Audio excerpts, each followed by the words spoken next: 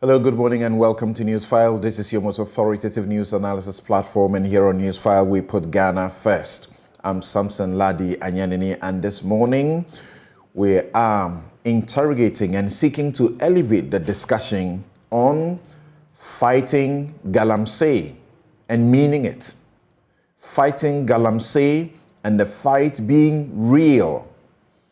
This is on the back of the arrest of a certain Aisha Huang, who was left untouched, deported from this country once she was caught and known to be a kingpin in the industry. A lot is happening around her. But how do we take advantage of her situation now on the promise of the Attorney General to prosecute her now for her previous sins as well, to ensure that the fight is real? Judgment debt. JoyNews has been looking at the thorny issue of judgment debt, by which we are informed Ghana loses millions of dollars because of judgment debt, some of which the Supreme Court has had occasion to hold that they are cooked, as though a brigade were set up here in Ghana in cabinet to create, loot, and share what belongs to all of us. The finding is that Akufo-Addo's government, which promised to fight this vigorously, and we'll check if they have been doing so or not, has spent 125 million on judgment debt, surpassing John Mahama by 56 million Ghana cedis in payments of judgment debt. How do they come about? The judgment debt. How can judgment debt be avoided? So this morning, those are the two issues that we are canvassing for you. How to win galamsey fights and how to avoid judgment debts. We'll be right back to deal with the vexed matters.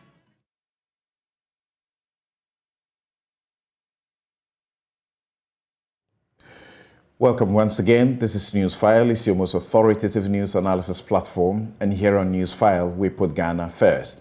I'm your host, Samson Lardy Anyenini. I have a brief take for you this morning, and on Samson's take, I speak about unprofessional and unethical conduct in the name of journalism. We see these days insult fest among journalists, people trading insults on national television, and they have viewers who are excited about that and who promote the fight in insults as a form of journalism, showing how one is superior or better than the other. That is crass, and we have to cut it. You must be unintelligent to think that that is journalism. There are actually people involved in pure insults at every news item they pick up, and they get hailed for doing journalism. If you take an issue, what you are required to do is to look at the issue on the basis of your research, and having spoken to perhaps if it involves individuals and gotten their views, you represent them. If you have opinion journalism is no crime. So state them, but they must be informed, researched. Insulting people, insulting every elder you know in town in the name of journalism looks really terrible on yourself. Now, I don't want to get any close to that kind of thing that those people are happy to call journalism. They should be forbidden, prohibited from getting close to any guilt by the name journalists. There's this story that's been running, and it's been shared with me by a number of people. I've actually received calls from some people, and it's titled, Go to Court, Go to Court, Newsfile Hypocrisy. Well, I know that what I do gets me in the public eye, and that there will be stories that I'll never get to see or read. There are many that I will have to ignore.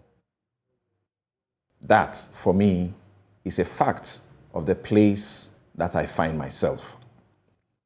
But when a tabloid continues and decides to make it an agenda to continue to pick you completely out of context and sometimes totally misrepresent what you say, I must make this comment. Prince Derek Ajay, who was once a public officer and who has been fighting to represent one of the political parties at the Ablekuma West constituency, is the author of the latest article. The things that are reported there are completely false. They are just his own imaginations. That I spoke about land grabbing on Newsfile last week is completely, totally false. They can only be imagined. That I took any judges on is completely false. But I need to tell you this. Prince Derek Ajay mentions my name in almost every appearance he has the opportunity, and there's a reason to it. Some years ago, he sought to get me to assist him to do a case on my show, so to speak, about his problems with a sitting Supreme Court judge, the Chief Justice, and that he had filed a petition for the removal of the Chief Justice and wanted my platform to speak about it. He got some other platform to speak about it, but that was not sufficient for him. I understand what Newsfile represents. I found he peddled completely bogus claims, and I won't be party to it.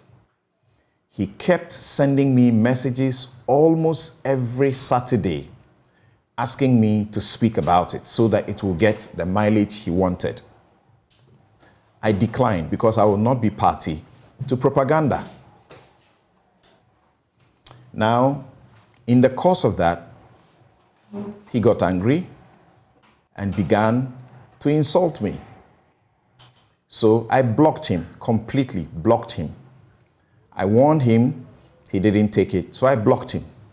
So since then, he's made it his job that every opportunity he has on any media appearance, he will mention my name somewhat and suggest that I am involved in a certain media cabal that is protecting people who are doing wrong. If you know me, you know that that is a lie from the pit of hell. So Prince Derek Ajay, you've got to stop that. This same tabloid picked a write-up by Eduji Tamaklo and put my name on it and published it as me taking the Electoral Commission boss, Jean Mensah, on. I got called from the EC, offices, and I told the officials. I knew completely, absolutely nothing about it. Somehow, some of them wouldn't believe it. I issued a disclaimer on social media. and I let it end there. Please don't continue this way. This is not journalism, and it is completely wrong. If you want me for your news, come to me. I may give you an interview. And on that note, I wish to ask all of you who are sharing the videos of my very good friend whom I was in church with on University of Ghana campus at the LPU. I'm talking about Bernard Avle. We emceed certain programs together on campus. I was president at Kwafu Hall, he was president, Legon Hall, and we did a few things together. His brother was a member of my choir. I was in the Chosen Vessels choir. And he's going through a very difficult period, and we're all trying to help him to heal. At the funeral, it was announced and completely prohibited that pictures should not be taken. I had to literally actually approach some people and ask them to stop and respect the prohibition as announced by Richard Sky, who was moderating the process. Somehow, some people took pictures and are spreading on social media. And even mainline media are beginning to use some of those pictures. Please, in the name of God, the family doesn't want this. The pain that he's going through and his family are going through, you can only imagine. So please, I beg of you, if you are showing any of these pictures on social media or mainline media, take them down. If you put them as your profile or whatever, please, he appreciates your sympathy, but take them down. The family doesn't want it. That is journalism or media attitude that is professional. Queen Elizabeth's death could have been known ahead of when we got to know it. The media kept professional. That's why it was delayed. When people send packages to us, sometimes they put embargoed until a certain date, and we don't show it, we don't publish it until they have lifted the embargo. This is not some corruption story or something that you say somebody is trying to stifle you. Please respect the family, their wish. They sat down, planned it, thought through it, and came to the funeral and said, no media should take any photographs. If you even did, you are not supposed to publicize it. If you find them on social media this morning, I beg you, take them down. I'm Samson Lardy Anyenini, and this is my take. I welcome my guests shortly so that we go to find out how to stop galamsey and how to avoid judgment deaths. We'll be right back.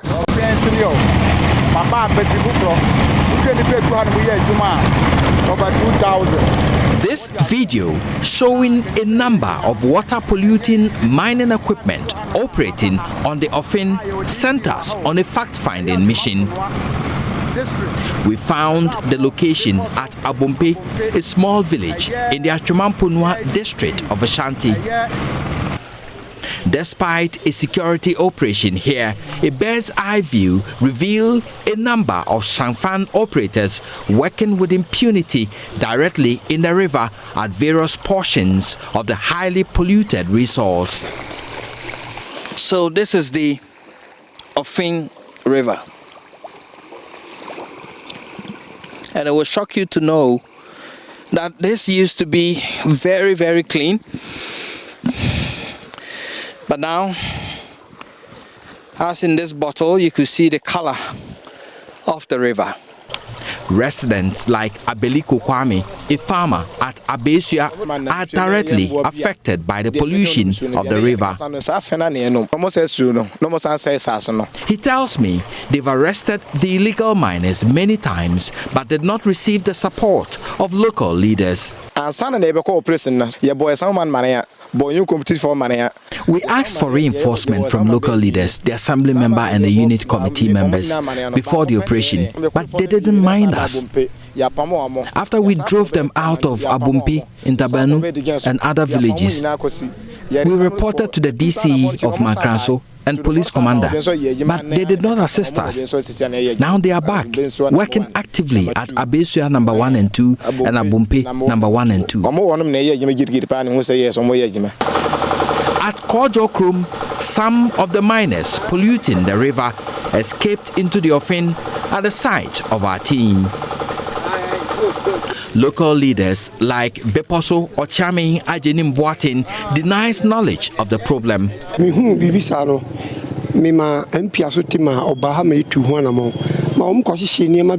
When I first noticed the illegality, I notified the MP and they came to burn some equipment. But now I never knew they are back on the river, polluting it. But DCE for Achumampunua, Isaac Kofimafo, who was scouting the area, says he's on top of his job. We arrested about 9 people there. Right now they are in Nyinahini police custody. So next week, Wednesday, they will do another dissect meeting and make another plans to come back again. We are still working on it until they will put a point to it. The challenge itself is manageable. We can use our own internal security officers to combat the issue. It's not that big. It's not a big level. They will manage it. Reporting for JoyNews, Erastus Asaredonko, River, Ofin, Achumampunua, Ashanti region.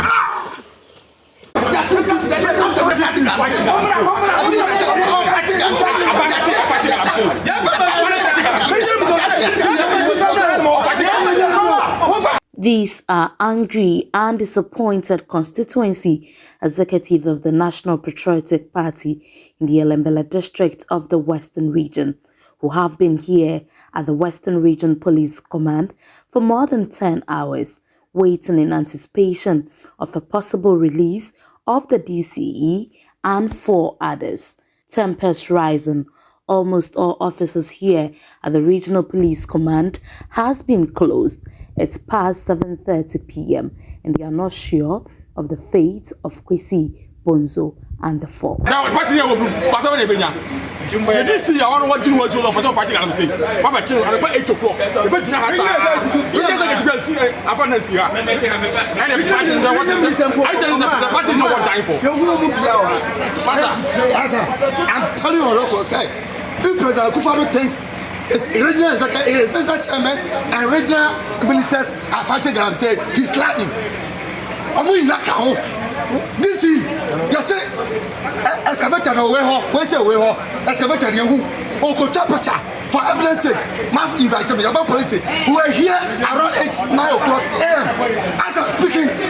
None of the regional executive regional minister for the matter also okoto what sort of life is this? Is this party worth dying for? Obiano fighting at the moment is in trouble and nobody is showing care. For more than 12 hours, the district chief executive for Elembele, Kwesi Bonzo and 3 others were in the custody of the Western Regional Police Command. His arrest, according to sources, happened meters away from the Axim Junction after he had attempted to verify whether an excavator being transported was among the 2 that went missing after the Elembele District Mining Committee seized them at an illegal mining site on August 30th, 2022. Here is Constituency Communications Director Stephen Yao. As a party, as an NPP party, that we are fighting Galamsey. And if you are fighting Galamsey and a DC who's also a citizen of Ghana and moreover a chairman of the DISEC, have cut a Galamsey or an excavator, bring it to the police station. How can he be arrested? How can the DC be arrested? Saying we are fighting Galamsey. I don't think we are fighting Galamsey. I can say it's what they don't that we are doing. I don't think, for me, I'm not sure MPP, we are ready to fight Galamsey. Kwesi Bonzo was granted bail while the 4 remained in police custody. 2 police vehicles were brought to pick up the 4 suspects from the Regional Police Command. In his Lacoste and shorts, he stood in front of one of the officers, very quiet, with his hands in his pocket.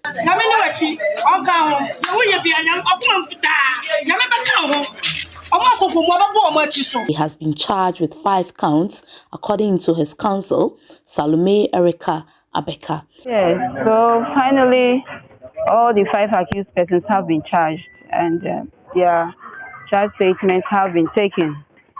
They will be arraigned before court tomorrow. That's the information I have been given. And they have different charges, but for Honorable Bonzo, he has about 5 charges, including conspiracy to assault itself, and then resisting arrest, and other 2 charges. He's expected to appear before the Takoradi Circuit Court on Thursday. It's unfortunate for anybody to say that we are implicated. For heaven's sake, we were the first to break the news of the missing excavators. When the press came to me, I informed you that the last time the excavators were seen in Elembele was around 2 p.m. on Wednesday, 31st August, when we invited the police to take over and watch the excavators.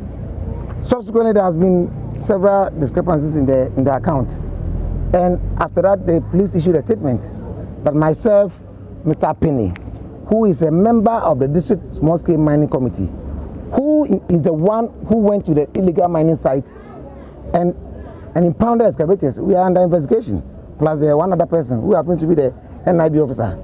So, since the police issued a statement last Saturday, it is supposed that the excavators are in our custody, because remember the police denied taking custody of the excavator in their statement. So it's supposed that the excavators were in our custody. It is for that reason that when we got hint that some excavator was being transported out of the district, like any rational human being, we got interested.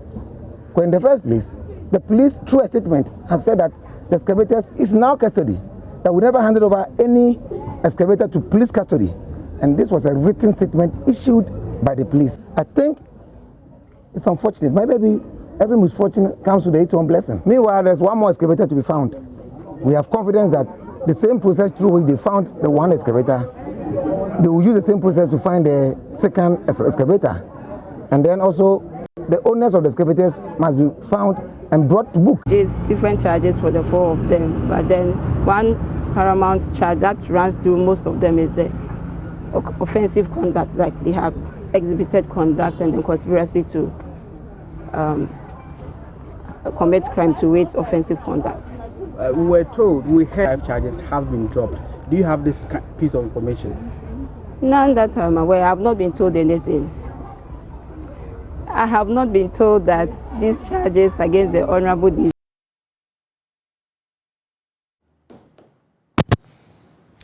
Right, so you have been watching some footages and news reports, very recent developments in the Galamsey situation, very, very recent developments. Now, let me introduce my guests for this morning, joining us on the first subject matter of fighting Galamsey. Samuel Abu-Jinepois, MP Damongo and Minister Lands and Natural Resources. He joins us by phone. Professor Kwesi Enin, Director, Faculty of Academic Affairs and Research, Kofi Annan International Peacekeeping Training Center, joins us via Zoom. Professor Gladys Nyako-Ansah is co-principal investigator, University of York, also with the UG Galamsey research team. She joins us via Zoom. And Dr. John Osai Kwapong is political scientist, democracy and development fellow, CDD Ghana, joins us via Zoom. In the studio is Martin Pebu. He is lawyer and rights activist. Thank you, ladies and gentlemen, for making time to join us this morning to see what we can do to assist the state to better focus on fighting Galamsey which promises to destroy us if we don't fight it. So, let me begin. If the minister is joined us, we can. Okay, we don't have the minister yet. Let's take a bit of a trip back memory lane when the Galamsey fight, so to speak, under President Akufo-Addo began, and we all started applauding the move. He had promised that he was putting his presidency on the line over this issue. Discussions were had on Newsfile. We had several discussions. Among other things, Kokubako has some information about Aisha Wang and told us how powerful she was using sex as her weapon. We have been told about how there have been stories about how Aisha Wang got a police commander, transferred because of how powerful she was, sat in a police commander's office and smoke, while she was being interrogated over matters. Let's just do a bit of memory lane and return to hear our various speakers. Our focus is whether or not they think that the fight has been real and what can be done and ought to be done. Not can be done really, ought to be done. Because if we don't do anything, we have heard the Ghana Water Company tell us over and again that if we are not careful, we will have to import water. We'll have to import water. At this stage, are you even able to afford it? If it's imported, can you imagine what happens? All right, so take a listen to some of this. Across the political divide, she's got her agents placed in state institutions, particularly the security agencies. And she's able to wriggle herself out of danger or trouble anytime she's touched. I hope it doesn't happen this time around. That's why those who are receiving the calls from the so-called power brokers must be sure who are calling them, and they must expose them if indeed they work for the system. Right. It's part of the cure, and she's got accomplices. The other one is called Monica. The other one, the name has slipped me because it's a Chinese name. I can't pronounce. But they are powerful. Look, and you see, part of their strength is that they built up a certain system of blackmailing. They are women. So I'm not going to use certain words, and I'm not going to say certain things as to when they came into town, what they began to do, who were they, what were they. Had nothing to do with Galamsey. Gradually, they moved from that particular trade into Galamsey. Look, they have,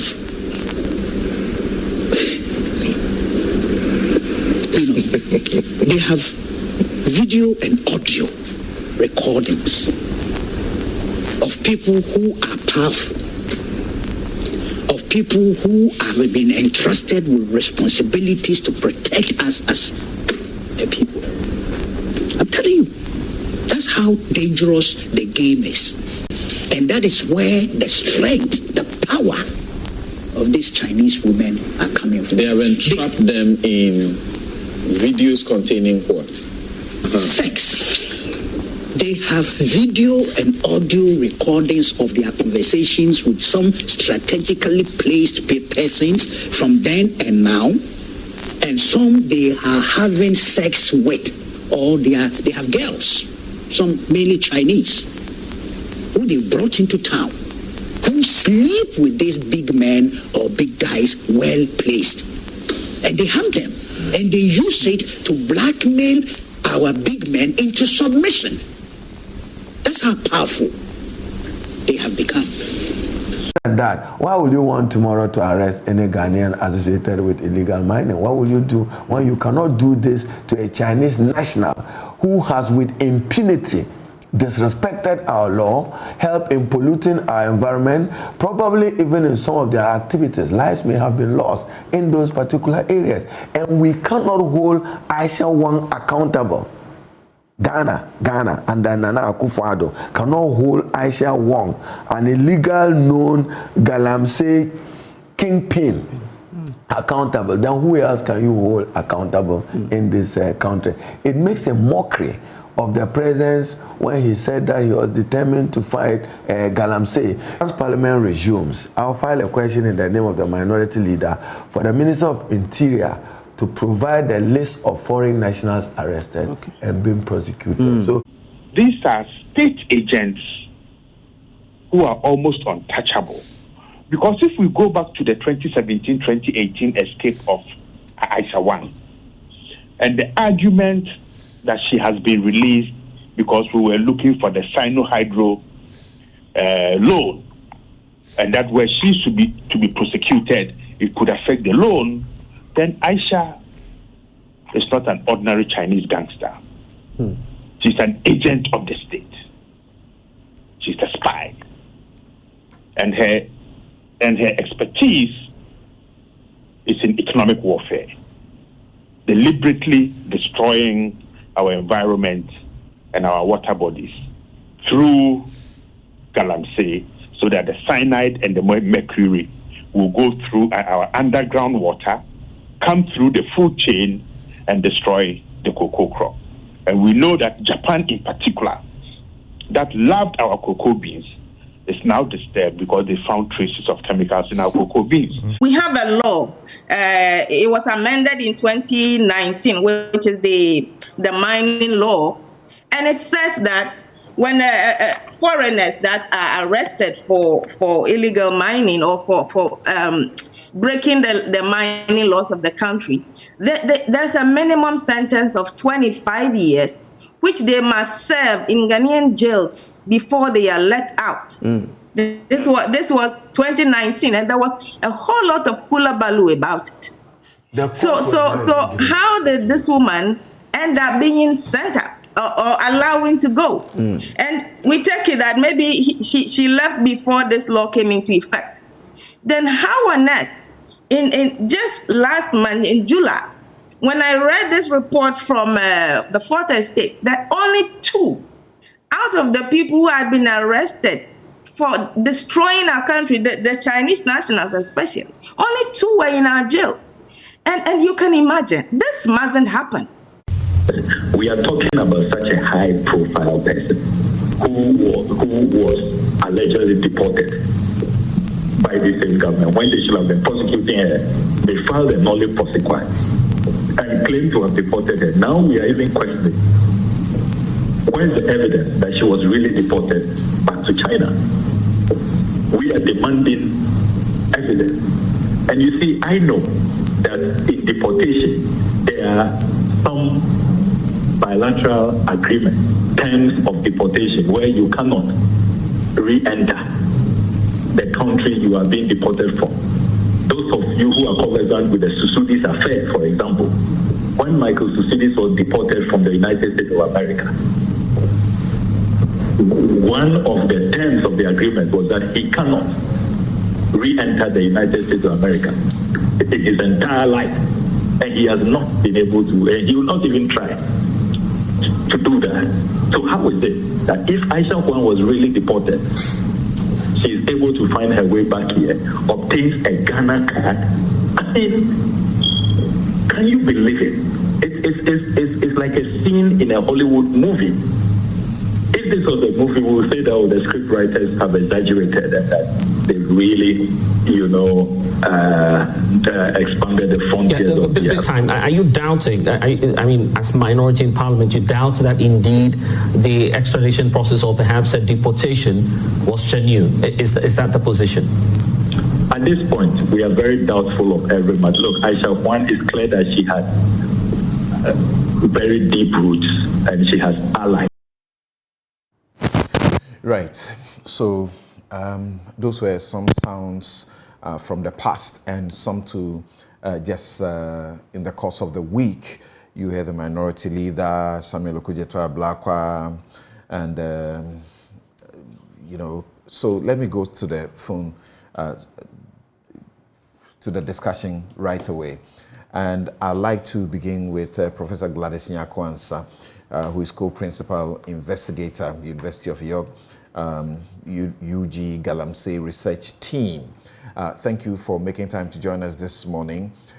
First of all, we want our focus to be what we think are the problems that we need to overcome so that we must at all costs have a fight that is real, actual, and to win it. Because if we don't do that, posterity will judge us really badly and harshly. So from the fallouts, briefly, from the fallouts of what we are seeing now, the arrest of Aisha Wang, what would you say are the cracks? How bad is the situation now? Looking also at what happened with this DCE and his encounter with the police.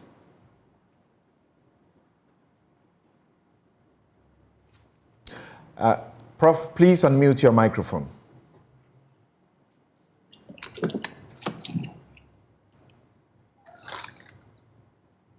Yes, I think it's done. Hello, Prof.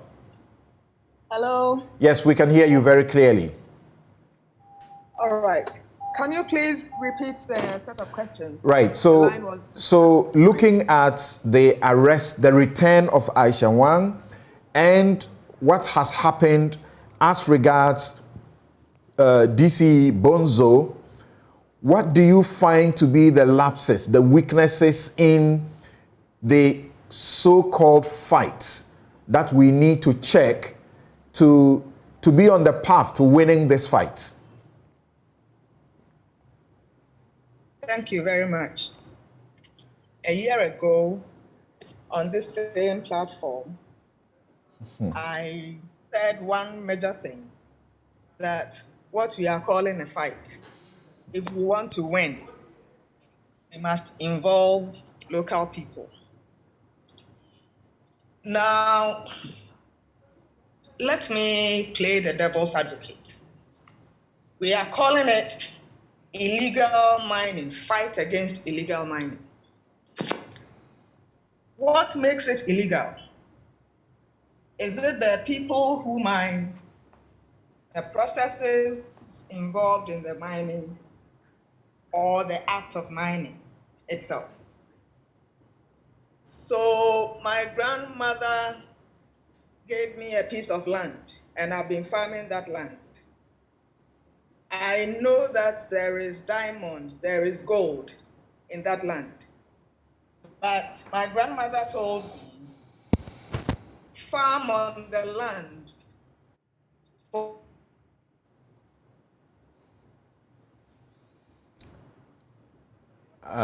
we seem to be losing. Okay, we'll try and re-establish contact with Professor Gladys Nyako-Ansah, who is co-principal investigator. Great. I think, please, let's try again. We lost you. Okay. So somebody comes from Accra with a permit. Right. That he has been given a paper to take the gold out of my land. And he destroys my farm, takes the gold. And I am sitting there in the village, no food, no water, no money.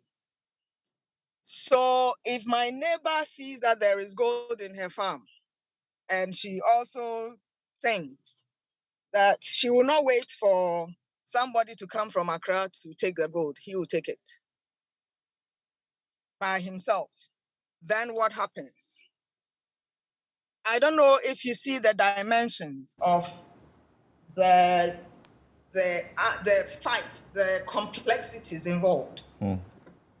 If we say that it is illegal for anybody to mine without proper procedure, whatever, but the local people, the owners of the land, sit in abject poverty and see big people from all over come to take that which they think belong to them, then you are not even starting the fight. There's no way you will win. And as I said, if the cow people decide that there will be no mining, we will not mine our land, and we will not allow other people to mine the land, there will be no need for a fight. There will be no need for a fight. We have heard chiefs who are supposed to be our landlords, so to speak, say very recently, a week or two ago, from the Ashanti region, that we should stop trying to bring even chiefs in the picture because they don't have power over the galamsey situation or the mining situation in their areas. We should blame only at the national level. I'm not here to apportion blame. I don't know whom to blame.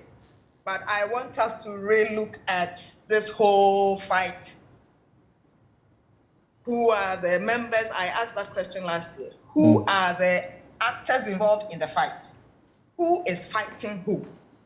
Okay, so the chiefs may not be responsible. They may not have any hand, but the people themselves, the individual landowners. So from the projects we run, when you speak to people on the ground, people's cocoa farms are left hanging because galamseyers have dug around all the farm and they can't even have access to the farm. And they tell you, when the galamseyers come and tell you, sell your land to us to mine, and you refuse. When you sleep and wake up, they have dug around your farm. And then you have no option than to sell the farm to them very cheaply. Okay, the excavators, these are not items that you can smuggle on the quiet into the forest. People will see, and the people in the town, there are hunters in the villages, there are farmers, right? There are palm wine tappers. They see. When they see, what do they do?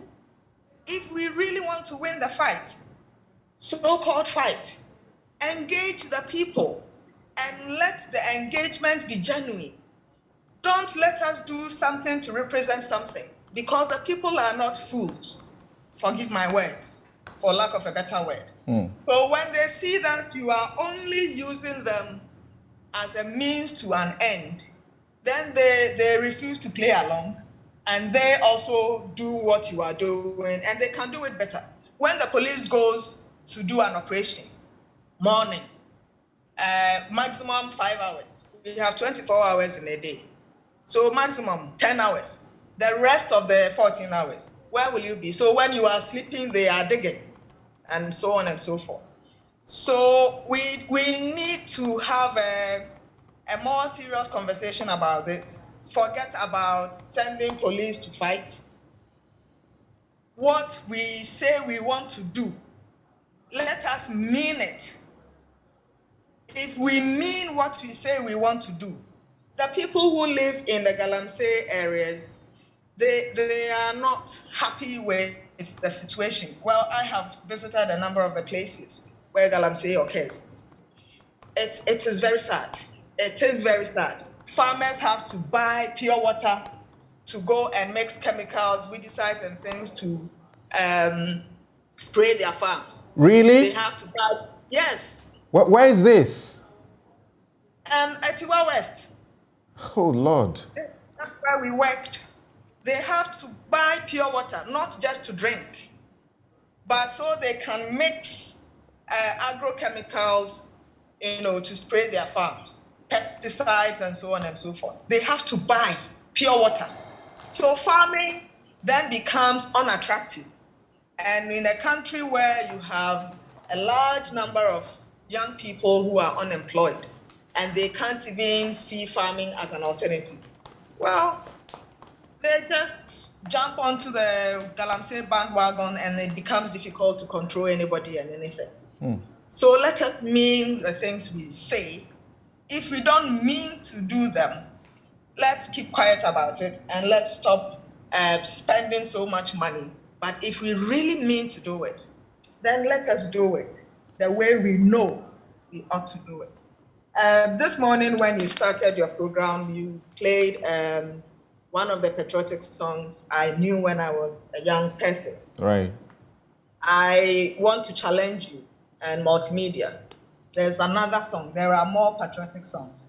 Maybe for the next 30 days, if you would begin your broadcasts and end with Arise Ghana Youth for Your Country, maybe we will develop a little sense of patriotism from listening to the words. You know why primary school, day nursery children, they allow them to speak a lot of rhymes, say rhymes.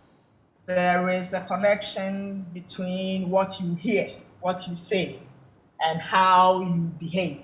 So it's a challenge, my personal challenge to multimedia. Maybe you should play it.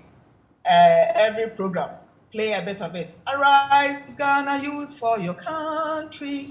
It's sad. I look at the Galamsey things, it is very sad. Very, very sad. And we appear to be trapped. We are trapped. People are buried in they are digging and even digging cemeteries. Yes, no human dignity left. They are digging cemeteries. And it is not just the people who are there. There are a lot of migrants, okay? And if I come from my hometown to say your hometown, to dig, and all I'm looking for is money. Whether your land is destroyed or your water bodies are destroyed is none of my business, because I can always go back to my hometown and drink from the clean water, you know. So it's a very complex situation. I don't know if I have another chance to talk about the project we were doing at Asunafo last year. I mentioned that there was one town standing in the district infested with Galamsey.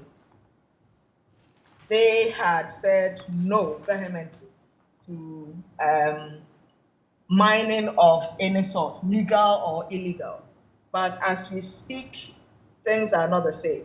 So if I have another opportunity to come back, I probably will talk about that project. But otherwise, I'll leave it here for now. Right, Prof. I'll return to you shortly so that you take us through that, because we want to understand what it is that is going on, so that we can begin to think about the solutions and also get the duty bearers, more particularly, to appreciate what it is that we are allowing onto, you know, ourselves and generations. Professor Kwesi Anyenini, thank you very much for joining us once again this morning. So my question to her will be the same to you.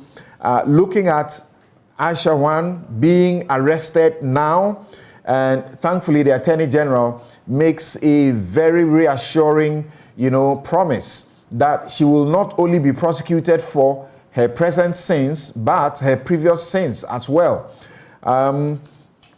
Then you look at what the DC Bonzo and the police, the clash they went into because they needed to take, you know, hold of this excavator. What do you find to be missing, and as a weakness that's not making the so-called fights, as it were, valid?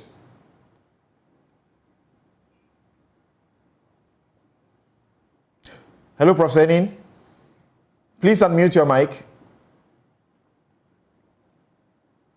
I'm getting a little too old for all this modern technology. That's all right. It happens to all of us. Yes. Yeah. There is no fight. What we call a fight are simple rhetorical flourishes to give a false sense that we are doing something that prevents us from asking the very difficult questions. Let me start with the Attorney General's reassurance or assurance that she will not only be prosecuted for her present sins, but also for her past crimes. But I want to caution the Attorney General or make a suggestion. Punishing Aisha Wan alone does not begin to tinker with the problem or the extent of the problem. We need to ask ourselves, who are those who have colluded with her, connived with her, facilitated her business to the extent that we are even in doubt if she ever left this country. And if the Attorney General wants to go or to examine her past crimes, then that opens up some really very interesting opportunities for us to begin to drill down. Number one, what was the basis for Aisha Wang to be able to be exfiltrated from Ghana when we knew she had committed threats that posed or that threatened our very existence? And these are not threats that are identifiable in the short term. You showed a video of the water bodies, but those water bodies are filled with cyanide and mercury. They've gone into the underground water. They are coming through our food chain. And I think at a point in time, it would be very interesting were you to get some scientists or some food scientists to do some work in the Galamsey areas and to see the levels of the remnants of cyanide and mercury in our food chain. Prof just spoke to us, and she, is on the ground investigating some of these things. And can you imagine what she tells us? That even water that the farmers need to use to mix their chemicals, they don't deem this water, worth using. They have to buy sachet water to do that. So when you allow people to do that, and I've said this on your program before, even in war, when you poison your water, it's not an acceptable thing. But normally people will do it to prevent the enemy from progressing to attack. But we have voluntarily, in peacetime, colluded with foreigners to destroy our water bodies. And the painful thing is the bombastic explanations that are given to justify this. So the senior minister's earlier argument that Aisha Wang, were she to be prosecuted, could affect the Sinohydro loan raises particularly difficult questions. I said Aisha Wang had been left off the hook because she was a Chinese state agent.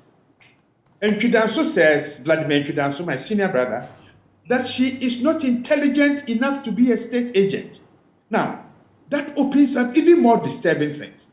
If she is not that intelligent, what was the senior minister doing facilitating her exit? How has she been able to stay in Kumasi running her shop? And I know about 10 days ago, she was dining with some very important people. Okay?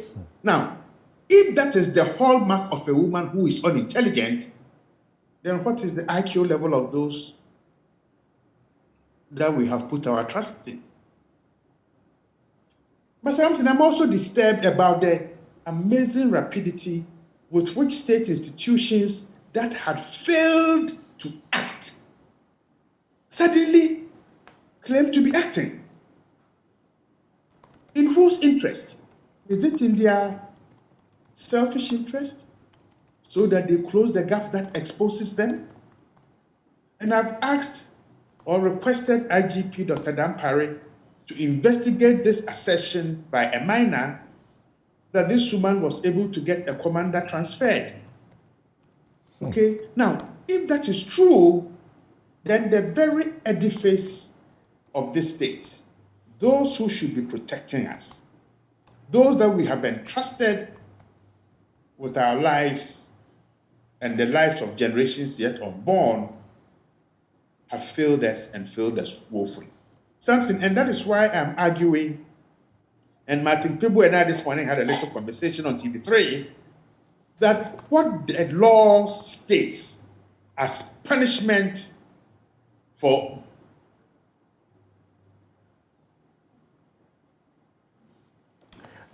proceedings line just went. Okay. Thank you. Please unmute again. You're back. Yes, I'm Great. unmuted. Great. So what the law states as punishment for those who engage in smuggling of cocoa, diamond gold, is not deterrent enough. Because Samson, and I think last week I was on one of your morning shows, and what the chemical that should be in the water that we drink should be what? Is it 5 MNU or something? There was some technical term. But in cases, Ghana Water Company is found in 1,500, 2,000, 3,000. Okay, and if as a nation, we want to collude with those who do these things, and we are all rushing, I mean, institutions in Kumasi are now falling over themselves to demonstrate that they were part of the team that found Aisha Wan. I listened to the PRO of, I think, the Immigration Service, I think, Amwako something. And listening to him, that the way they had used intelligence and collaboration with communities to arrest this woman using internal checks. And I'm wondering, but this is a woman who got access, has been in town. Can anyone show us something? Which airline she traveled on? Or the name of the ship that took her out of town? Or the trotro number that took her to some border post? You see, the more the state and its institutions attempt to justify their failures, the more uncertain Ghanaians become. And I think it is emblematic of the Bonzo case. And it is not only Bonzo. Okay. Galamsey, as the previous speaker said, cannot happen if people are not protected. And it is that protection cartel, that facilitating cartel, that conniving cartel that allows Aisha Wan and Helena Wan. Helena Wan is the one who has exported 6 million rosewood trees out of this country since 2012. Okay, Ghana Ports and Harbour Authority has something to answer. So Samson, the edifice, the Forestry Commission too, not just the Ghana Ports and Harbours.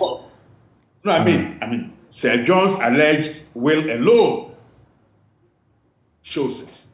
Okay, so it's a systematic, institutionalized crime against the people of this country.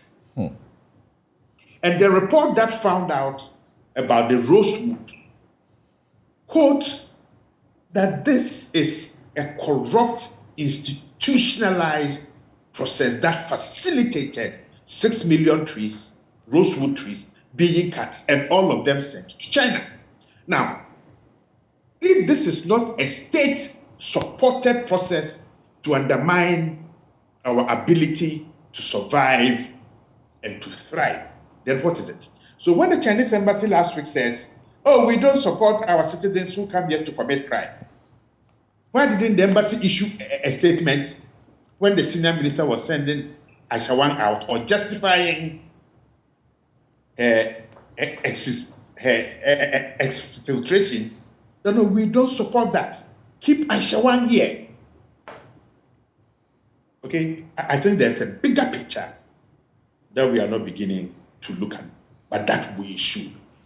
So, Mr. Attorney General, great presentation, but please use a network and a link analysis approach to begin to understand the infrastructure, both the superstructure and the substructure that facilitates not only Madam Aisha, but Helena's criminal activities that is destroying this country. We will not leave anything.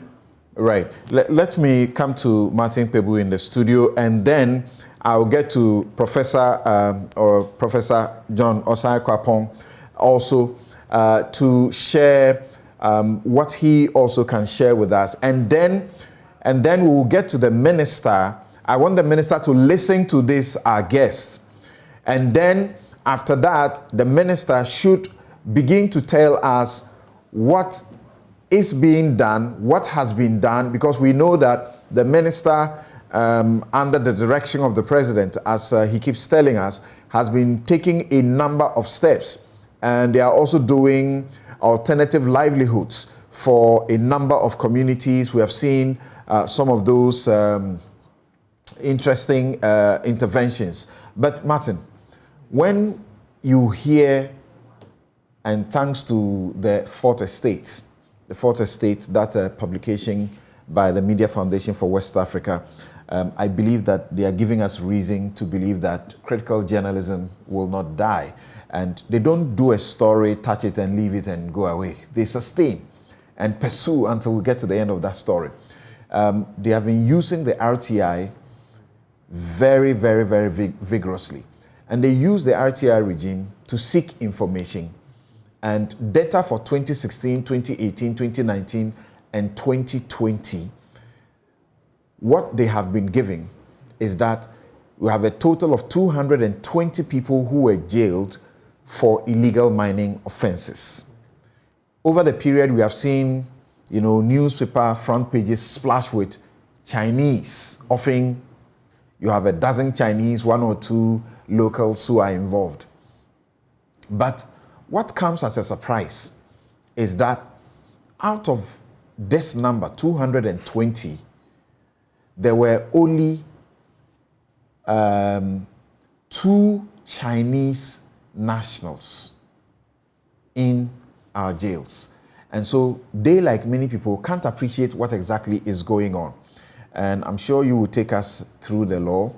The law says if you are operating without a license, or you are actually buying the gold without a license, if you don't go through the Minerals Commission, Nana Akosua place, you are liable to go to jail for, or pay a fine of up to 120,000, or you could go to jail between 15 to 25 years. If you're a non-Ghanaian and you are involved in the mining or you are participating in the Galamsey, you could pay about 1.8 million and you could go to jail for 25 years. And then it says you must serve the full term before you are deported. You must be deported. But if you're a Ghanaian who is permitting the non-Ghanaian to undertake this process, or you are facilitating the processes for them, you are liable to pay up to about 1.2 million or go to jail between 15 and 25 years. What do you find to be the weak point or the missing link? Good. So, one word, leadership. Yeah, leadership. We lack leadership on the fight. The leadership isn't showing that they have the fortitude, if I may add Kwekubaku's favorite phrase, the testicular fortitude to fight Galamsey. That's why it is. I like the way Professor Anyanku put it poignantly, that we don't mean the fight. And it just struck a chord with me. We don't really mean the fight. If we did, why would the operations team, the Operation Galamsey, later they even disbanded it. So let's just say, why would the police man the places during the daytime and then go to bed at night, knowing that if you did, these Galamseyers would come in the night to mine? I mean, it beggars belief. I'm like, so can't the police run shifts? The military and the police, can't they run shifts? It's a no-brainer that some would do the day and others would do the night. So if we can't fight Galamsey, we cannot keep just a few thousands out of these Galamsey fights, then I wonder if we really can fight a real battle if Ghana were attacked. Yeah, that's what it comes down to. But there have been situations where these people you are talking about, who are supposed to police the process, have been complicit. Excellent. So that's the thing. So there is no willpower. We just don't have the willpower to fight. No, we don't. That's how those people get complicit. I think Professor Kisini mentioned, was it earlier in the week, the example of some soldiers who went to the site. I mean, they were supposed to help the fight, they got so much money and they went to Cape Coast to booze. They were having fun in what do you call it, a pub in their uniform and all that, right? So that is why it is. So Sam, just like Professor Anyaku begged you guys. Those may be the bad examples. I believe that there will be patriotic Ghanaians within the security and all over who are also doing the right thing, right? Yeah, but it's not sufficient. So it means that we don't have enough of a critical mass. That's how come the bad nuts have taken over the show. And as you know, they say one bad granite spoils all the granates, right? Yes, so the bad nuts have taken over. Because you know at a point, it's because of these squabbles, this getting compromised and the rest, that the squad was disbanded. Operation Galam Fight, or what do they call it? They've disbanded them. Formed another one, also got disbanded, right? So it's just one word. I think this thing is about leadership. We don't intend to fight. That's why we are struggling like this. Because how? If we can't fight Galamsey, can Ghana be protected? No. That's the obvious no. That's the obvious no. You know, the president said he was putting his, presidency on the line. Yes, that was a nice byline for media. We all caught on that, oh, yes, the president means it, but with hindsight, you see that no. Some say he did to a certain extent, and that is reflected in what numbers he got in Parliament and almost lost an election. Yes, so he has to stand for it. You see, the reason the numbers will go down and all those things, I think part of it is that, you see, some would be prevented from mining, and then the powerful ones would mine. So you weren't treating the people well. And also, the other thing is that then it means that we had failed. Like the way you say, the Constitution, the heart of this Constitution is about economic development as well. So Article 36 says that the state should be managed in a way to maximize the rate of economic development and to secure the maximum welfare, freedom, and happiness of every person in Ghana, and to provide adequate means of livelihood and suitable employment and public assistance to the needy. That is 36.1. That is the business of government. So if government can't provide the jobs, then the citizens are compelled to do the illegal. They must earn that living. So that's all. It still comes to leadership, because we thought jobs would be provided. We're moving from taxation to production. We've not seen enough of it. So when the citizens are unemployed, this is what they will end up doing. So it's a leadership problem. There's a huge leadership deficit in the country. That's why this thing is going on. Because it beggars belief. A few thousands cannot be kept out of these sites. And of course, you know, through grapevine, you hear very powerful people are still mining. Very powerful people are still mining. Otherwise, why would this continue? You see, so, and you know, at this, you remember this morning, I was just looking at it, I came in studio with this book by, the pamphlet by Thomas Paine. And, you know, Thomas Paine is the father of the American Revolution. You know, he inspired them. You know, before they did, America got independence from the UK, the people were not willing to fight for independence. You know, they are the same people, basically. So they just thought, oh, they are aggrieved British people, so we don't want independence. We just want to resolve our differences with the king. No, but through Paine's writing, they saw that no, they had to take independence. But it's not the independence per se that I'm interested. But I'm just looking at things that were written in 1776. Till date, there are still problems for us. And what am I interested in here? The fact that when we give up our personal freedoms, we do so because we know that as individuals, there is a moral deficit, the thing we've been calling in Ghana here, not enough honest people. There's a problem with honesty, and that's always been the thing. That's why we've decided to come together as a state. But if we come together as a state, and the governance architecture is so warped, it's poorly done, and you give all the power to one man, and he's compromised, he can't fight Galamsey. Because he needs votes, like you're saying, because he can't provide jobs, and the citizens want to do the Galamsey. From your perspective, and the minister is on the line, we'll speak to him shortly. From your perspective, this thing, we want the minister to listen to you guys and then be able to get a certain sense and give us a certain response. We hope that he can be patient to wait.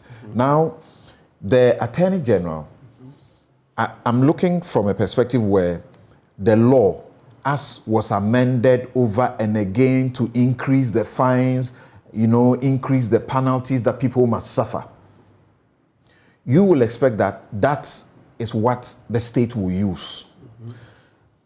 There was this guy, is it Ching Zeals or something, one of the kingpins. He was arrested. He was put before the circuit court in Takwa. Guess what? At the end, he had been sentenced and convicted to a fine. Now, Attorney General said, this is not the way to go. So he went to court with a certiorari application against that kind of sentence. Can you imagine? Yeah. Against that kind of sentence by the court. Okay. So the Attorney General is fighting a court. Okay. What's happened? Went for that. The certiorari was upheld. Then, subsequently, he was sentenced to 15 years in prison. Okay? Actually, a number of them. Yeah. I think these are the two guys who are there serving the prison terms. Okay. My response is that, look, it's not, that's, what do you call it, post-mortem. We are interested in our security forces taking over and preventing. Don't wait for it to happen. We're asking about the weak points. Yes. And some have had the cause to tell us that you say we take them to court and they just get little things here and they run away. But it is a whole system. Yes.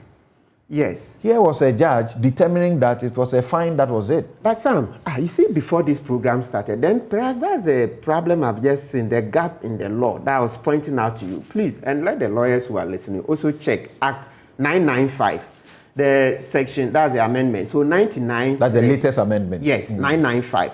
So that section 99.3 gives the option of a fine. That's what is stated here. I think that's a problem. Let's read it. For a non-Ghanaian? Yes, let's read. And so it creates, what do you call it? It turns the law on its head, because even at the passing of this law, the president made it clear that they were taking even discretion from judges. Exactly, that's what he said, that they wanted to take the discretion from the judges. Yeah, which he was of the view that the judges were not helping. Yes, which creates another problem altogether, but we'll reserve that for another day. But let's come to the 99.3. You will see the problem it creates. And so it needs an amendment. It says, a non-Ghanaian who undertakes a mining operation or facilitates the participation of any person in mining, contrary to a provision of this act, commits an offense and is liable on a conviction to A, a fine, blah, blah, let's know so that will make the sense, and B, a term of imprisonment of not less than 20 years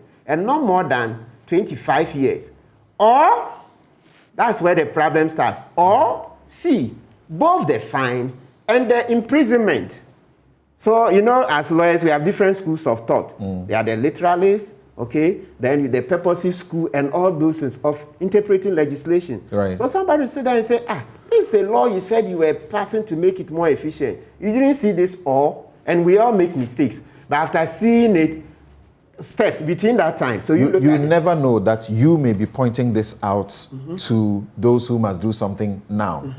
And you remember, we'll come to judgment debt. Yes. There was this judgment debt matter. It was raised on Newsfile.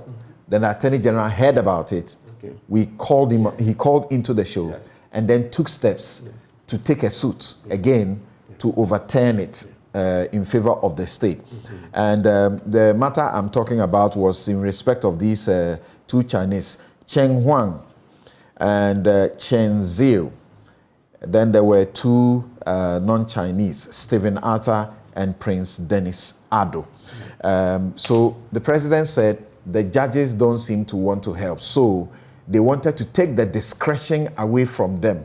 And therefore they amended the law in 2019. And that's where you see these hefty fines, 120,000, 1.8 million, 1.2 million fines, and then 15 to 25 years, in some situations 20 to 25 years. That's for Chinese nationals. Yes.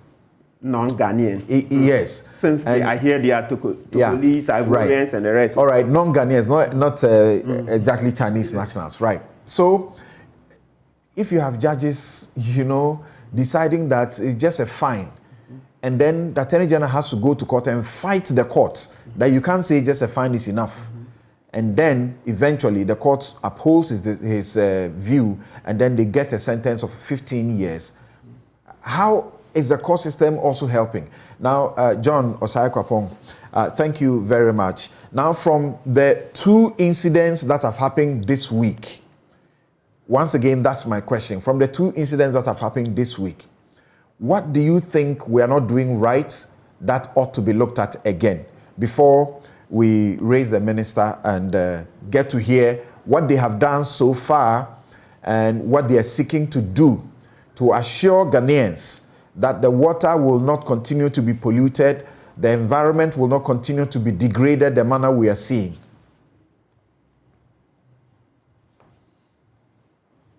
The submissions of all of the guests, and you put it all together, you realize that there are quite a number of missing links. So I remember years ago during my dissertation work, one of my cases had to do with the gold mining sector. So I got to learn a little bit more about this whole Galamsey illegal mining operation. And I was quite struck by the strength of the economic incentives that drives people to actually engage in Galamsey, right? So you have to ask yourself whose economic interest is really at stake in this fight. Because if I used to say to myself, given all of the risk involved in Galamsey, why do people wake up every day and go and engage in these activities, pool resources together, etc., etc.? So there is the strong economic incentive, financial incentive to engage in this. So if you are going to fight it, you have to also then look at the interest behind these strong economic incentives and how best you can deal with them. For the local people, for example, I know over the years, every so often there's talk about alternate livelihoods. So if you can strengthen such a component like that, right? So you disincentivize them from engaging in Galamsey, but then you provide an alternative way for them to earn a livelihood by engaging in certain more productive economic activities, then that I believe can help. But then there's Lawyer Martin Kwepu calls it leadership. But there's also the political component of it, the political incentives. I was just reading a very interesting piece by one Dr. Isaac Haruna, who is with the London School of Economics. And it's very interesting through his research how he traces the way incumbents deal with this issue of Galamsey, where they go between, we really want to clamp down on this, but then at some point, for whatever political reasons and with an eye to voter backlash, may either soften their stance or change some of their stance towards this. The leadership also cannot come just from the national level, because I always say that if you look at where Galamsey occurs, that I think Professor Ansah talked about getting local people also involved. So you also cannot rely on just national leadership, meaning it can't just be the president sending signals that this is bad, we really have to do something about it. That's a very important component, don't get me wrong. But you also have to get local leadership to be willing to join hands with regional and national leadership to break all the various interests that have collated around supporting this illegal activity. So whether it's your DCs, whether it's your assemblymen, whether it's your local police force, whether it's your local security forces, all of them also have to have that incentive and come to that recognition that if we are really going to deal with this menace, you can't have one group committed to fighting it and then another group turning around to undermine the same fight. So ultimately, then it boils down to how willing is both national, regional, and local leadership really ready to fight whoever's interest is at stake and is fueling this illegal activity, and say to themselves, we don't really care about the political consequences of this, good or bad, right? But I mean, you look at the pictures, you look at the stories, you look at the research, and it has to be good politics to want to fight Galamsey, right? That if you can really find a successful way of fighting this, I don't see why, when you think of the politics, it should be one of, if we are not careful, we will lose votes in Galamsey areas, and therefore, we sort of some days have to fight it, in tough ways, and then other times we sort of have to cajole the whole process. But all the points raised by by the previous speakers really is the missing links that we have to put together if we are really going to get rid of this issue. There have been people, and you just heard not long ago from Professor Kwesi Anyenini, questioning, joining that school of thought to ask whether indeed Aisha Juan was repatriated or deported as we were told, or the more appropriate language to use is repatriated. Now, is it the lack of information from the state to us, or what is leading to this? You would have heard Samuel Okudzeto Ablakwa also almost literally come to the point that it's a deceit. He was not deported, and they must show evidence of that. But what some of us know is that the Immigration Service actually issued what it called Notice of Revocation of Permit and Repatriation. And this was on the 16th of December 2018. And it was addressed to Huang, that's Aisha Juan. The notice was signed by the Comptroller General, Kwame Suatechi. Another record which was important was the fact that an Ethiopian Airlines, itinerary, will show of the same date in 2018 that she had boarded, or there was a boarding pass in her name, and there was the flight number, and I have the flight number here also, the seat number, the gate that she had to use, the class was economy class. So why do you think that Ghanaians still have doubts about the fact that whether she was actually deported? Is it that they are thinking, like what Osafo Mafo said then, which was regretted later by the president himself, that the state is not just being sincere to us?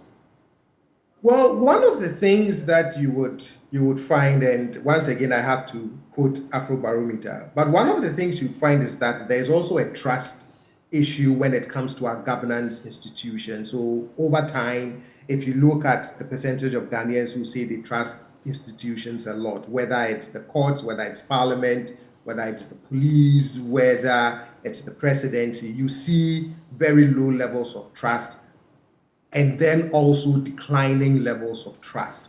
So in such an environment, if information is not provided and provided rapidly, such narratives tend to grow and perpetuate, right, and persist. In the case of Aisha, I think what has even deepened the mistrust is some of the other information that we've come to learn in the public spaces about not just her return, but coming back to engage in the very activity that, saw her being deemed as having run afoul of the law, being deported. And then you read stories about the fact that not only did she come back to continue those activities, but she was also able to get a Ghana card, etc., etc. I think all of those things deepen that suspicion and deepens that mistrust of the very state institutions that are supposed to, enforce the law around whether it is, illegal mining, whether it is immigration issues and all of that. So I think that mistrust and knowing that someone deemed to be, to to have broken the laws of Ghana was able to come back, is what is actually fueling this narrative that, well, probably she didn't even leave, etc. But as you've also shown, there are records of the deportation order. There's evidence that she boarded an Ethiopian Airlines flight, etc., etc. But in an environment of mistrust, it's very difficult for state institutions to get citizens to believe them, even when they are telling the truth. Okay. Now, we'll take a quick break and then return. And when we return, we'll go to Prof to take us to the background again, where she has been working and investigating these matters, and to give us, bring us up to speed with what she wanted to tell us about. And then I'll have all of you, as it were, tell us what you think sincerely. If you can give us about 3 major, points, or list of to-do that we must engage in to make the fight real, actual, and one that is winnable. Else, we are doomed, are we not? Because it's not looking good at all. Our water bodies, the environment itself. I mean, how can we get to this? Now, I have permission to share in full the details of her deportation, and it is that the notice of revocation of permits and repatriation, which was issued, was dated 19th December 2018, and was addressed to her, that's Aisha Huang and Huang. The notice was signed by the Comptroller General Kwame Esuatechi. Another record that will buttress that she had in fact been deported is that the airline she used was Ethiopian Airlines, and the itinerary is dated 19th December 2018, same date. Then her boarding pass had her name. The flight number is ET920, ET920 from Accra to Addis Ababa, seat number 32F, seat number 32F. And the gate that she used was gate C. The class was economy. The booking code, the time was 11:35. And so this is supposed to indicate that, in fact, she had been deported. Now, just this message here, and from a lawyer who doesn't want to identify himself. He says that the patriotic Ghanaians that Samson you are talking about as being in the security, you'll be shocked to know that they often do not get selected for these operations. And as you know, some of our courts, however, the small their number, have become transactional entities. And the better we got to know that this is happening, the better for all of us. We must do a lot more to get rid of that. Then Osman says that Martin is right. It's all about leadership. And then he says that he's a soldier and he took part in the so-called Operation Halt. And it's very sad to see military generals taking monies from these illegal miners and allowing them to continue. We sometimes have to provide security to some illegal miners during the operations. And this is coming from a gentleman who says he is in the military and sends the message to me through the name I have mentioned. We'll take a quick break. We'll be right back. You're welcome back. This is Newsfile, it's your most authoritative news analysis platform. And here on Newsfile, as always, we put Ghana first. And my guest discussing the first segment on how to end Galamsey. Where are we? And to talk about ending it. We can only hope that this is possible. Professor Kwesi Ening, Director, Faculty of Academic Affairs and Research, Kofi Annan International Peacekeeping Training Center. Professor Gladys Nyakoansa, who is co-principal investigator, University of York, UG Galamsey Research Team, Dr. John Osai-Kwapong, political scientist, democracy and development fellow, CDD Ghana, and Martin Pebu, who is a lawyer and rights activist. Now, we had the Minister for Lands and Natural Resources online, but unfortunately his line dropped. We're trying to see if we can get him back. He was busy, but we hope that he can put us in his schedule, in his busy schedule, so that he can take one or two questions here to help in the discussion. Thank you very much. Now, I'd like to go back to Professor Gladys Nyakwansa. You were going to give us some updates on the project that you have been on and the learnings that we can take from that. And I'm hoping that in this round, we can be very brief and then give, if we can do some lists of 2 or 3 things that are on your heart that you think should be done, pursued by the state, more particularly, either collectively and at whatever level, to ensure that we don't lose this fight. Yes, Prof. Okay. Thank you. So as I mentioned, we went to Etiwa West, and out of the many communities, there was only one community that said no to Galamsey. So as researchers, we got interested to understand their story and to potentially use their story to model how to educate people about Galamsey, the effects, and how to stop it or fight it.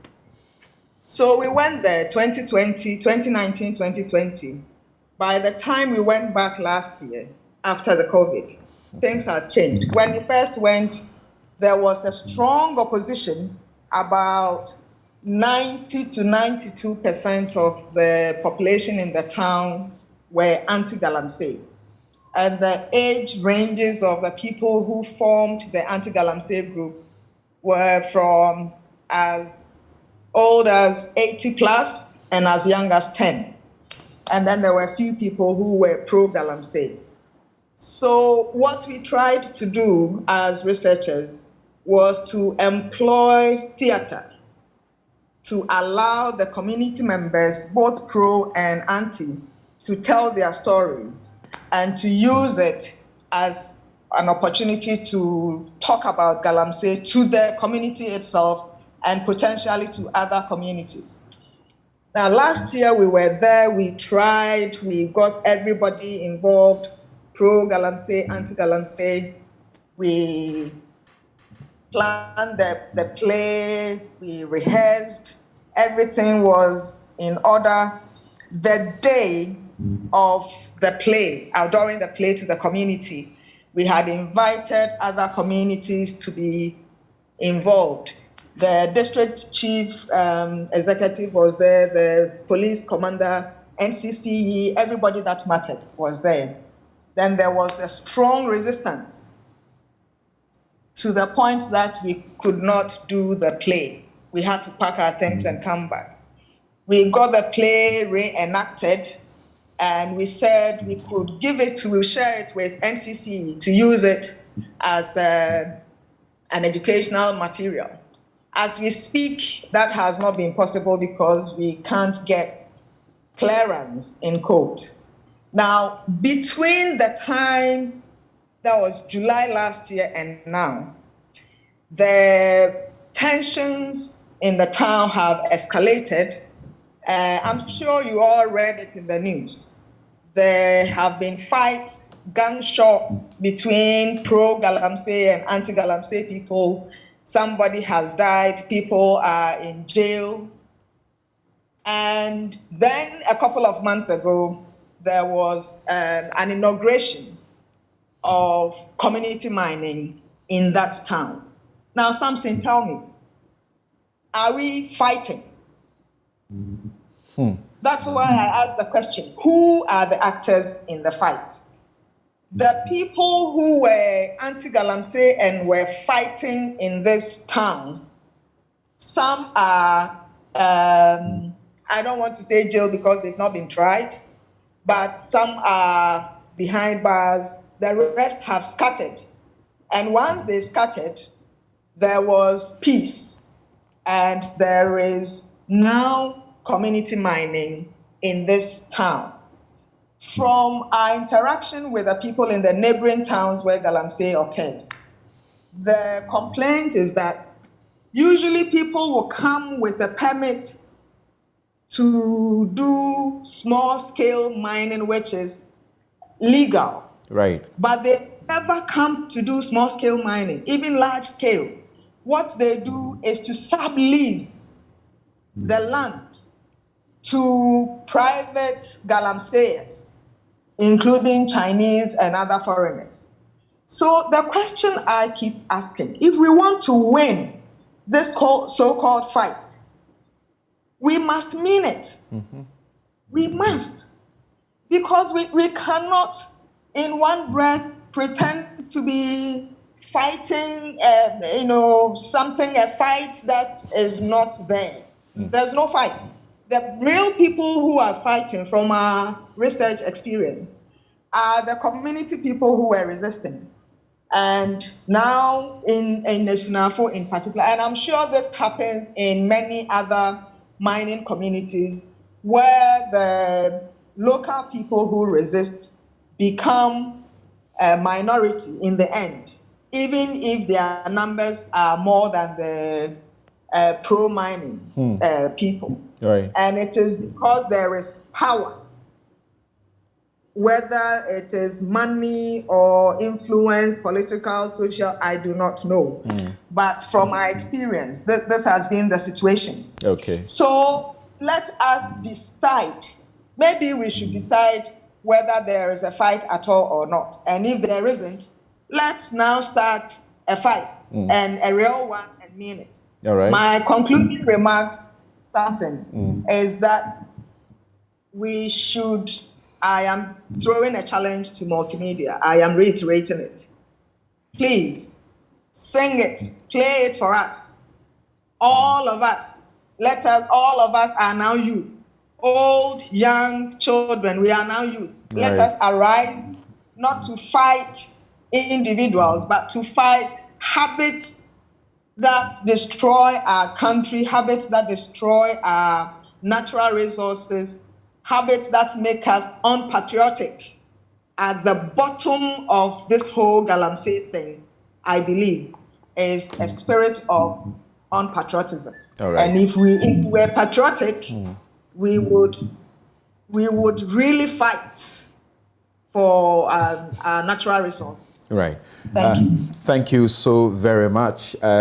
We tried, a certain, if you like, unscientific sort of poll and on Twitter, and there has been a number of people who have voted. 224 have voted. We asked the simple question: will we win the fight against Galamsey as a country?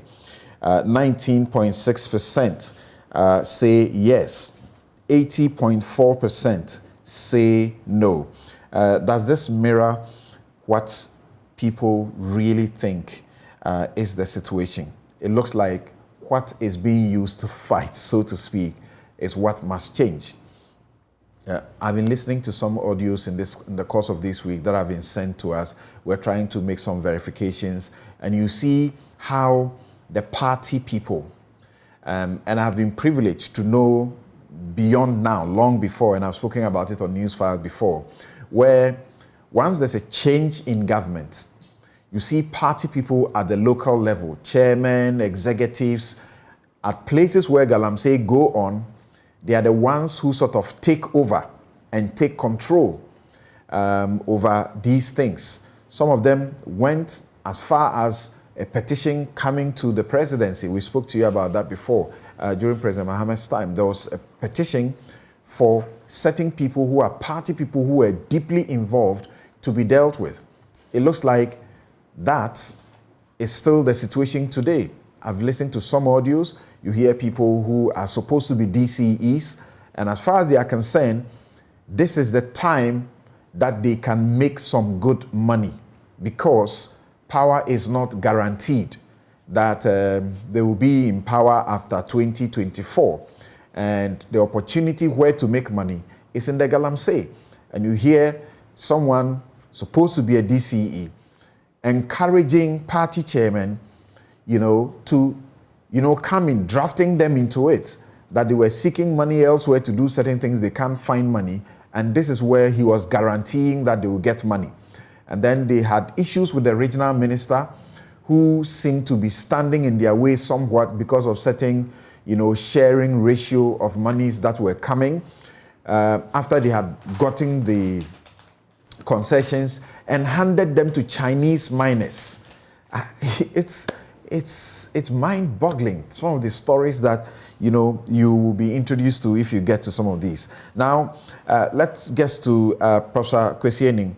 Yes, Professor Kwesi Aning, how do we chart a path that doesn't bring us, a year later to this same discussion with our water bodies polluted in the manner we see, and our environment continue to suffer the degradation, whilst we hear the lip service, so to speak, that there is actually a war that is being fought against Galamsey? Well, we will be back here next year. We will be back here in 2 years' time having this conversation. We shouldn't. Yes, we will. And I want to bet you a bottle of my favorite malt whiskey, my Lagavulin, 24 years old. I won't try that with you. The last time I tried, I lost. But what I'm saying reflects my desperation, that I wish this conversation will end in 2 months' time. But I agree with Gladys that we need a larger stakeholder engagement. But we need a larger stakeholder engagement that also changes the discourse and uses a language in which ordinary people understand the long-term negative impact of what they may perceive to be their very minor role. And I think when she gives the example of this town where upright people, honest people, people with integrity have been made to feel like a minority, hounded so that this economic activity can go on, it just shows you the extent of the problem. So one, a wider stakeholder group, but two, let all of us know what our roles are in facilitating and colluding with these people. Do you give your land? Do you send these Chinese to a connection person who can facilitate a fake marriage certificate, a fake document from the foreign ministry? I have some of these documents in which people have been married, people have been divorced. It is a whole systemic, institutionalized network of criminality. Let us know what our roles are. And I will not just leave it at the youth anthem. It's about the national pledge of promising on our honor to be faithful and loyal to Ghana, our motherland. We need to begin to recite this. We need to sing the national anthem and feel this sense of pride from the bottom of our belly. God bless our homeland Ghana and make our nation great and strong. But those in the interstices of power who facilitate this crime, I can tell you, were we to identify them and call them, cannot sing the youth anthem, cannot recite the national pledge, cannot sing the first stanza of the national anthem. Let's bring loyalty. Let's bring a sense of integrity into holding office. This is the country we have left. Prof, there's a question that's been coming up. I've been thinking about it. If you see often the people who are arrested and paraded, There are those you find at the spots, just by the shamfans, by the rivers, who are doing washing, whatever it is, to get the gold. Yeah. Are they the real people behind that ought to be arrested? Is it impossible to use these people to get to the real, people behind the galamsey? No. The manufacturers of the shamfangs, the operators, the washers, don't know the people behind it. And that is why Madam Wang is very key. And Samson, let me come back to the boarding pass thing. You can get a boarding pass, it will turn, and you say, I'm rushing to the toilet, and you won't board. So we need confirmation from Addis Ababa that she disembarked and got out of Ethiopia. Good point. And where did she go to?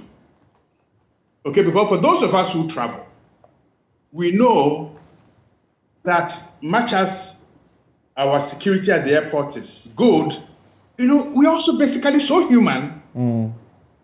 Oh, madam, please, I'm going to. Sometimes they'll tell you to leave your passport, but sometimes they don't. So off you go, and that's the end of the story. And please, nobody. Yes. Right. And Prof, yes, I don't think we ought to sort of be in a situation where we always will have to doubt officialdom. But why do you think she would be headed for Addis Ababa rather than anywhere else? I don't know. I don't know, because she boarded an Ethiopian Airlines flight, and from Accra, it doesn't go to Togo, it doesn't go to Bamako, it goes to Addis, where she will transit and probably continue to Guangzhou. Okay. Yeah, so the flight, the Addis flights, the ET, is it 902 or 920? 920. 920, yeah. Leaves Accra straight to Addis. I think it gets there around 9 p.m. or so, because they are 3 hours ahead of us. Okay. So let's get people involved. Let's change the language. Let's see how, or let people understand how they are supposedly innocuous little actions all contribute to undermining this country. All right, but thank please, you. The pledge, the national anthem, and then the youth anthem. Let people back. Thank you. Thank you very much. Now let's go to Dr. John Osai Kwapong. So what will you say? What should we do? And you can see that your two colleagues, previous speakers, appear to say that the state, qua the executive, which is entrusted with, the powers of the state to do fearsome powers of the state to do this, may be disappointing us. Therefore, people, communities should take their lives into their own hands, so to speak, particularly the youth. And in a situation where it becomes a bit difficult, because these days you see how polarized the youth are. And when you want to embark on anything like this, they are seeing it within political party lines, partisan lines. So you see, for this moment, you see the youth who belong to the NPP, you can't understand that they will be against you wanting to do anything. The Citizen Coalition is doing this pressure on the Auditor General to issue surcharges and disallowances. I have been surprised that I've received messages from, young people in the NPP who are not excited that we hit the street and we are piling pressure on the Auditor General. They are not excited. And I'm asking them, what is it? I can't appreciate what they are talking about. We are saying there's money we can collect. You should collect the money. If your party is in government and we are in such crisis and needs money, is anybody doing wrong by asking that the Auditor General should find a formidable way to get us money? Yes, Prof. Right.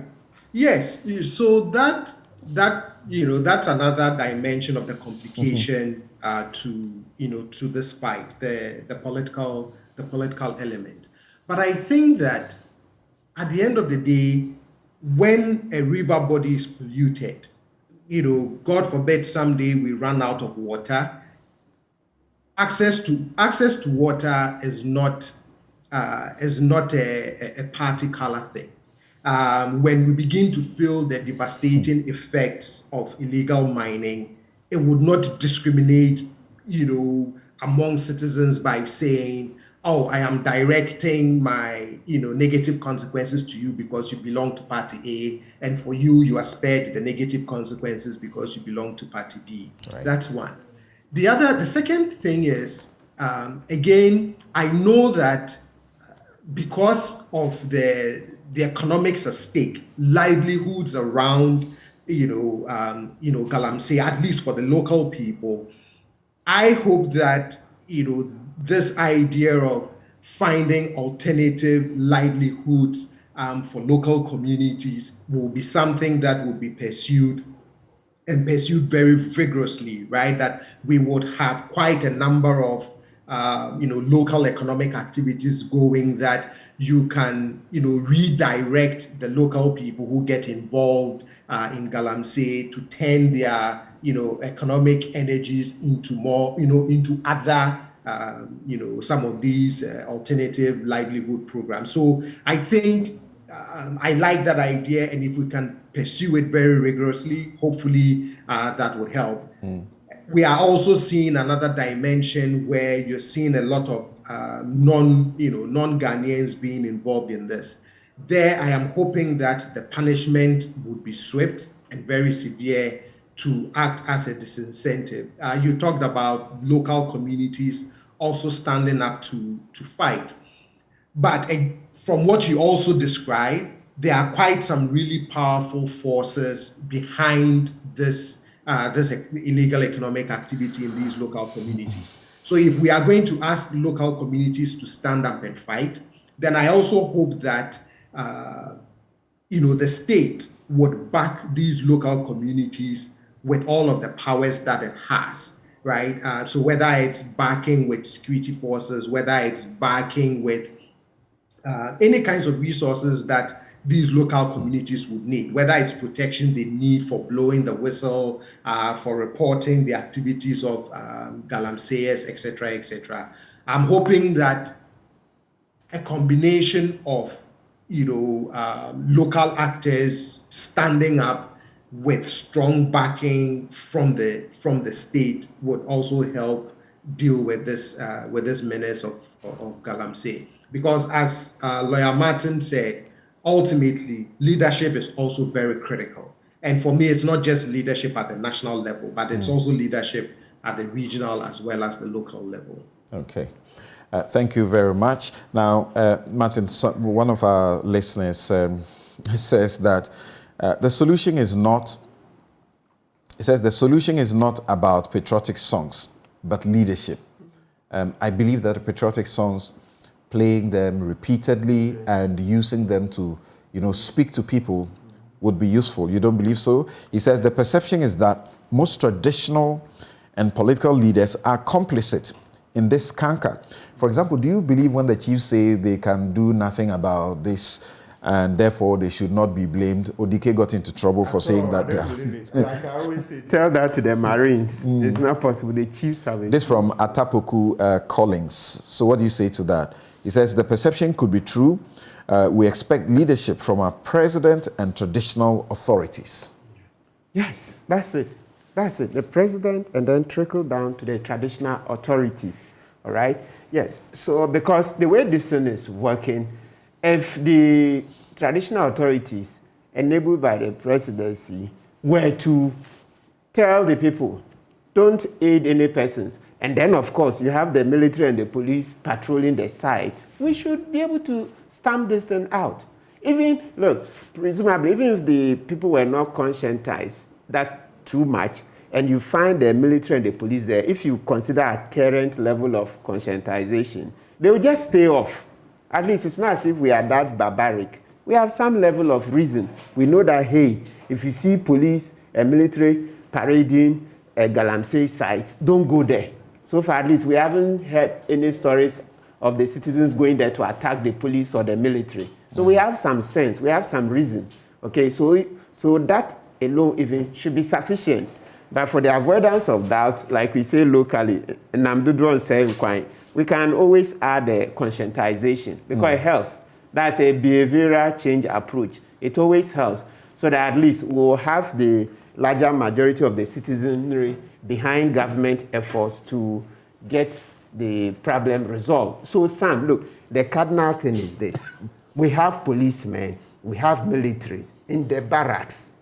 Why can't we have a roster in such a way that they are constantly patrolling there 24 hours? That's what somebody told you, that those who are patriotic among these security officers will not be sent to these operations. They don't.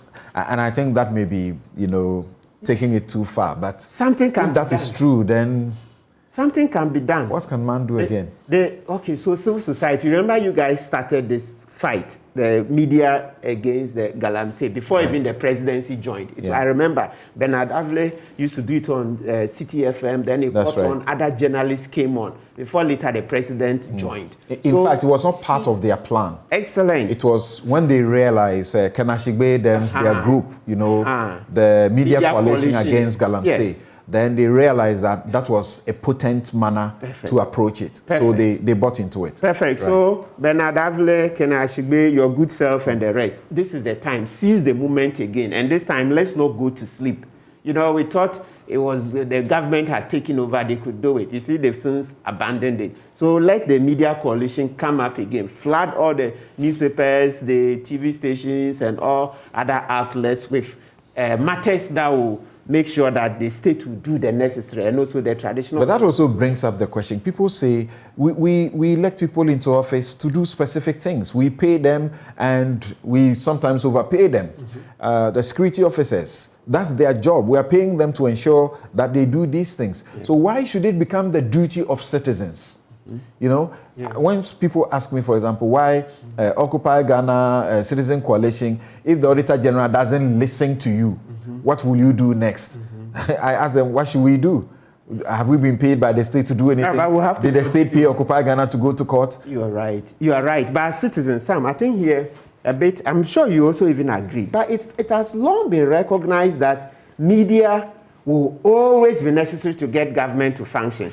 But that's why Article 164 clause, it more. You can really... if you give me a sense of what you want to refer to. So the point is that the accountability is because 162 clause 5. 162 clause 5 says that the media should hold public institutions accountable. So it's because we know, and you remember earlier I told you the book Common Sense, page 11. Thomas Paine says that there's always a moral deficit. And it's always been there, even before Thomas Paine. Some people were asking me to ask you to mention the title of the book. Oh, okay. Common Sense. Okay. Common Sense. Thomas Paine was the one who galvanized the Americans to get independence. So from the get British. to what you wanted to read. Yes. So 162 clause 5. All agencies of the mass media shall at all times be free to uphold the principles, provisions, and objectives of this Constitution. And shall uphold the responsibility and accountability of the government to the people of Ghana. So our forebears have always known that government will be compromised. So the media falls you, and now also we have citizen journalism. So you see social media, what citizens are doing. So it's a shared effort. So please, we cannot say we'll keep quiet. So please, seize the moment. Let's show leadership. Then the president can follow. Right. So I'll share some views with you, and then we take a break and return to the issue of judgment debts, whether that too we are winning, so to speak. This is Entry Bwesiako. He says that does a boarding pass necessarily show a person physically boarded the aircraft? When other countries deport people, they ensure that security personnel physically escort the deportee to board the aircraft and is seated. Is there any photographic evidence that Aisha Huang was physically escorted to board the ET flight? A better record would be the actual flight manifest, Accra to Addis Ababa to China, or the disembarkation documentation she completed upon arrival in China. And guess what? The one sharing this view is an expert in this area. He managed, a company responsible for some of the flights that you have been in and gone in and out for a long time. Let me share some more of your views with you. And this one, Joseph Ejen says, can you ask the minister whether the president still has his presidency on illegal mining? Okay, so the minister left us. We are hoping that he joins. If he does, fine. If he doesn't, it does look like we are done with that discussion. Junior Abudu says this whole small-scale mining must be banned forever because actors in that sector over the years have not demonstrated responsibility after several efforts to get them to. That is the only way we can protect our water bodies and green cover. Remember also at the time that there was a ban, so to speak, within that period, there was a record showing how much gold that we had, exported. I mean, gold from small-scale mining. And small-scale mining had been temporarily, sort of banned. And yet within that period, we exported so much of it. So it was facade. Oh, what magic that goes on here. Akosia says, it is sad to know that we don't care about the fact that in a few years to come, we will be fighting for drinking water in this country. Our leadership is behaving as if they have no idea about the projections UNICEF have made concerning water scarcity that will hit the world.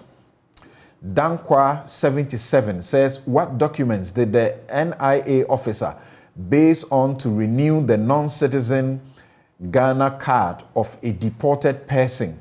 We really want to know. Ibrahim Sumani 3 says, please mark my words. There's nothing government can do to stop Galamsey than to declare a total war against Galamsey. Troops, I mean the army, should be moved to the affected areas to fight these recalcitrant distractors day and night by land and air, period. Newsfile. PK Bullis says, local people, funny, if the highest form of authority in that land is involved, nothing will work. Well, you must believe in citizen action and local people coming together. That power, don't underestimate it at all. It is people who make governments and who make chiefs. Excellent. If you see your chiefs are involved, get up. They are selling your birthrights and they are destroying your future. Don't let it go on. Some of them are greedy and they are not thinking about the future. We'll be right back. You're welcome back. This is Newsfile. It's your most authoritative news analysis platform. And here on Newsfile, we put Ghana first. And as I mentioned to you earlier, we are going now to spend some brief time on the matter of judgment debt.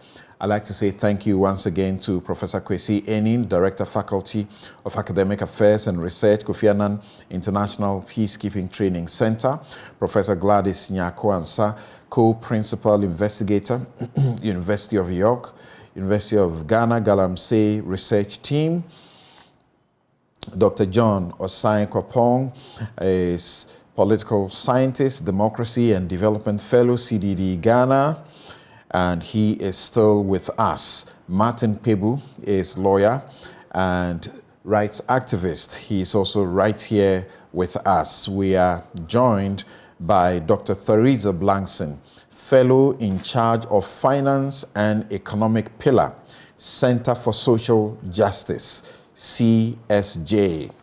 Thank you for making time to join us this morning. Now, I've got many messages still on the Galamsey issue. I can read just maybe one or two and then we move on. Someone was asking that whether I could read back the message again that I referred to that was from a military person. Yeah, so a military person sent a message to one person, and who sent it to me and says that Martin is right. It's all about leadership. I am a soldier who took part in the so-called Operation Halt, and it's very sad to see a military general taking money from these illegal miners and allowing them to continue. We sometimes have to provide security to some illegal miners during that Operation Halt duties. You remember in the course of that, issues came up. Some persons were supposed to be indicted also for taking money. Martin, so hopefully we win, right? Mm-hmm. Yes. But Sam, yeah. It remains to be said, the 500 excavators, or even the number is no longer 500, when Frimpong Boateng was in charge, where are they? Where are they? You know, I've heard anecdotal evidence about some public officers having taken some for their personal uses and the rest, when we should have used the time when we're hearing a party here in Sika. And so Galamsey must go on, while the president was giving us all the promises about fighting this, you know, with all that he could muster.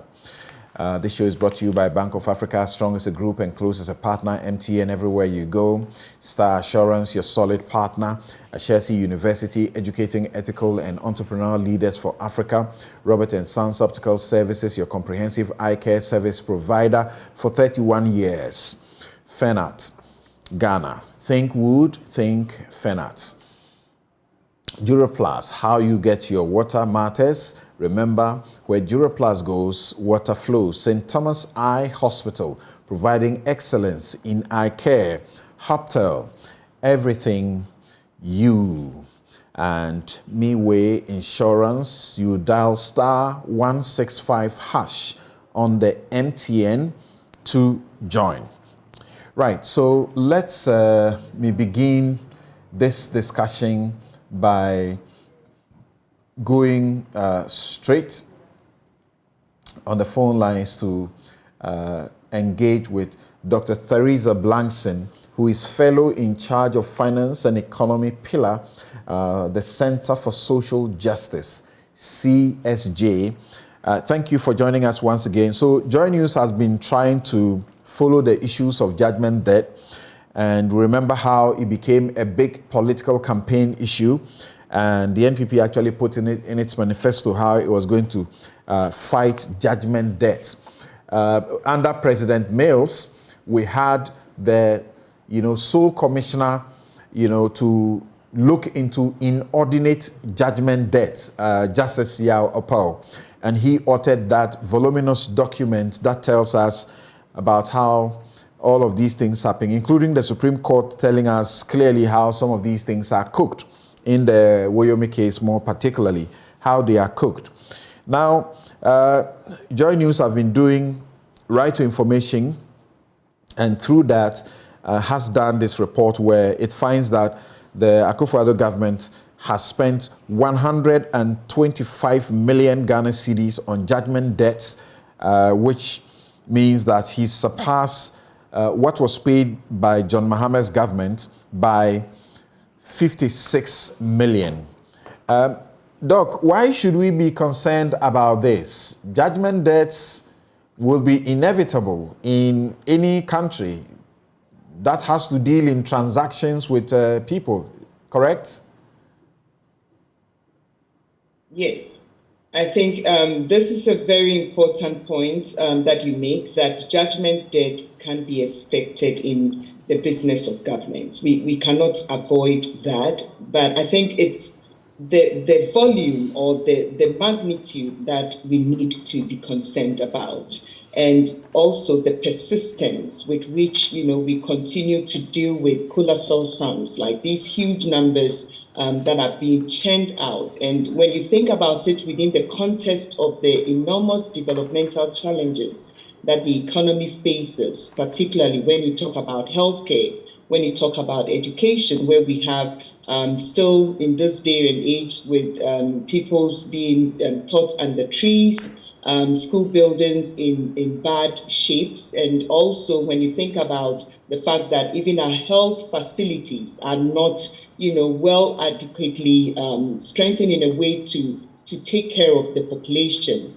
Within that framework, considering also the high youth unemployment rate that we have, high levels of poverty, I think it makes sense to really think about the numbers that have been churned out. So I think it is a worrying trend.